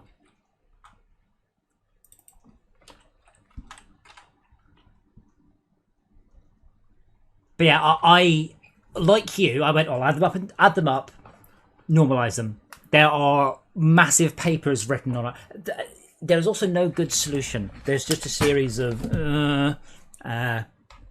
Let's see if my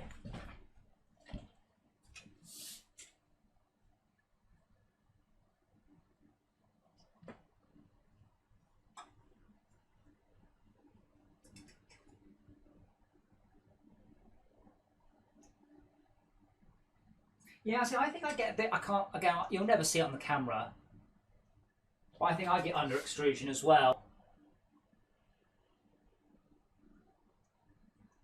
I think that's under extrusion.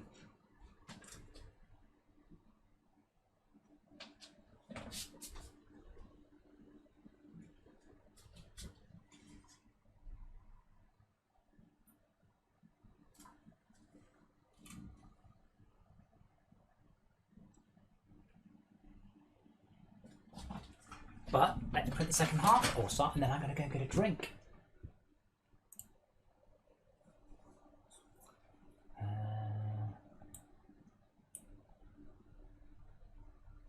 Right, I'm back with a drink, and then I'll answer Andy's question.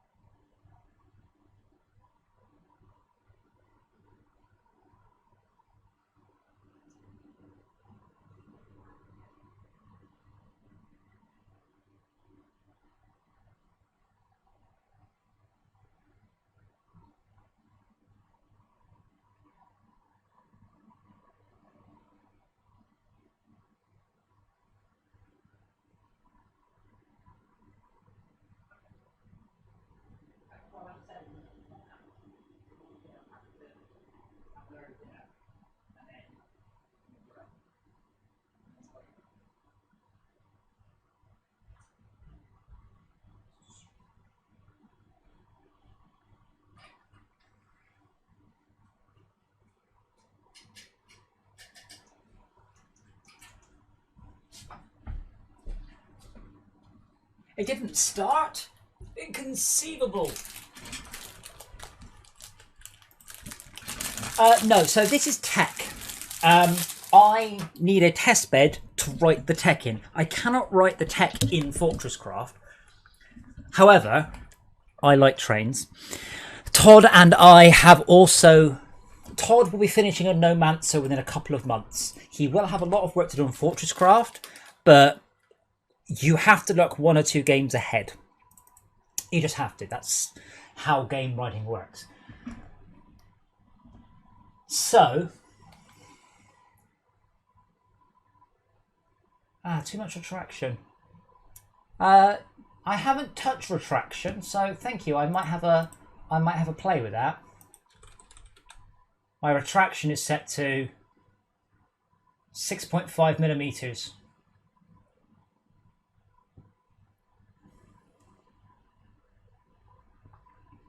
Although, why would I get a retraction partway round a corner?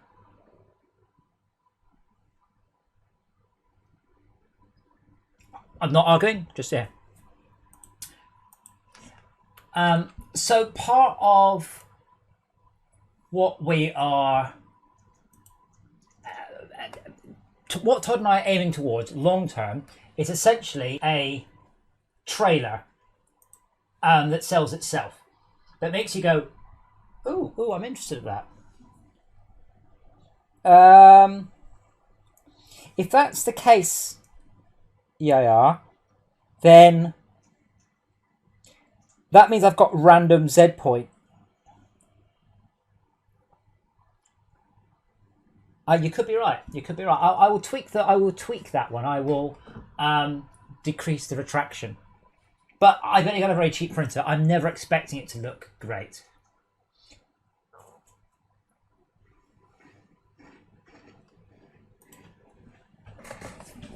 Don't worry, Andy. I've not forgotten. So the idea is that Todd and I, mostly me, have worked towards a bit, is this. Which the idea is it's a 30-second trailer where it makes you go, ooh, click, wish list. Now, if I saw this, I'd be like, the trains look cool. I like this. What's going on?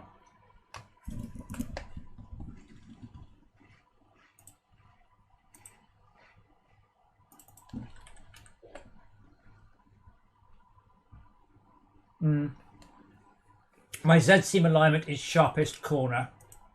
So no, it's not that.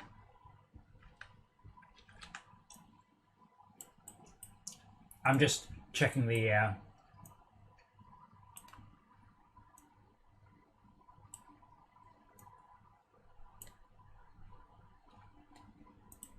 settings.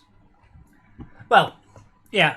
See, Dino? If you go, wait, dwarf trains. If that sells you, we're on track. I haven't told Andy yet. We'll tell him in a sec.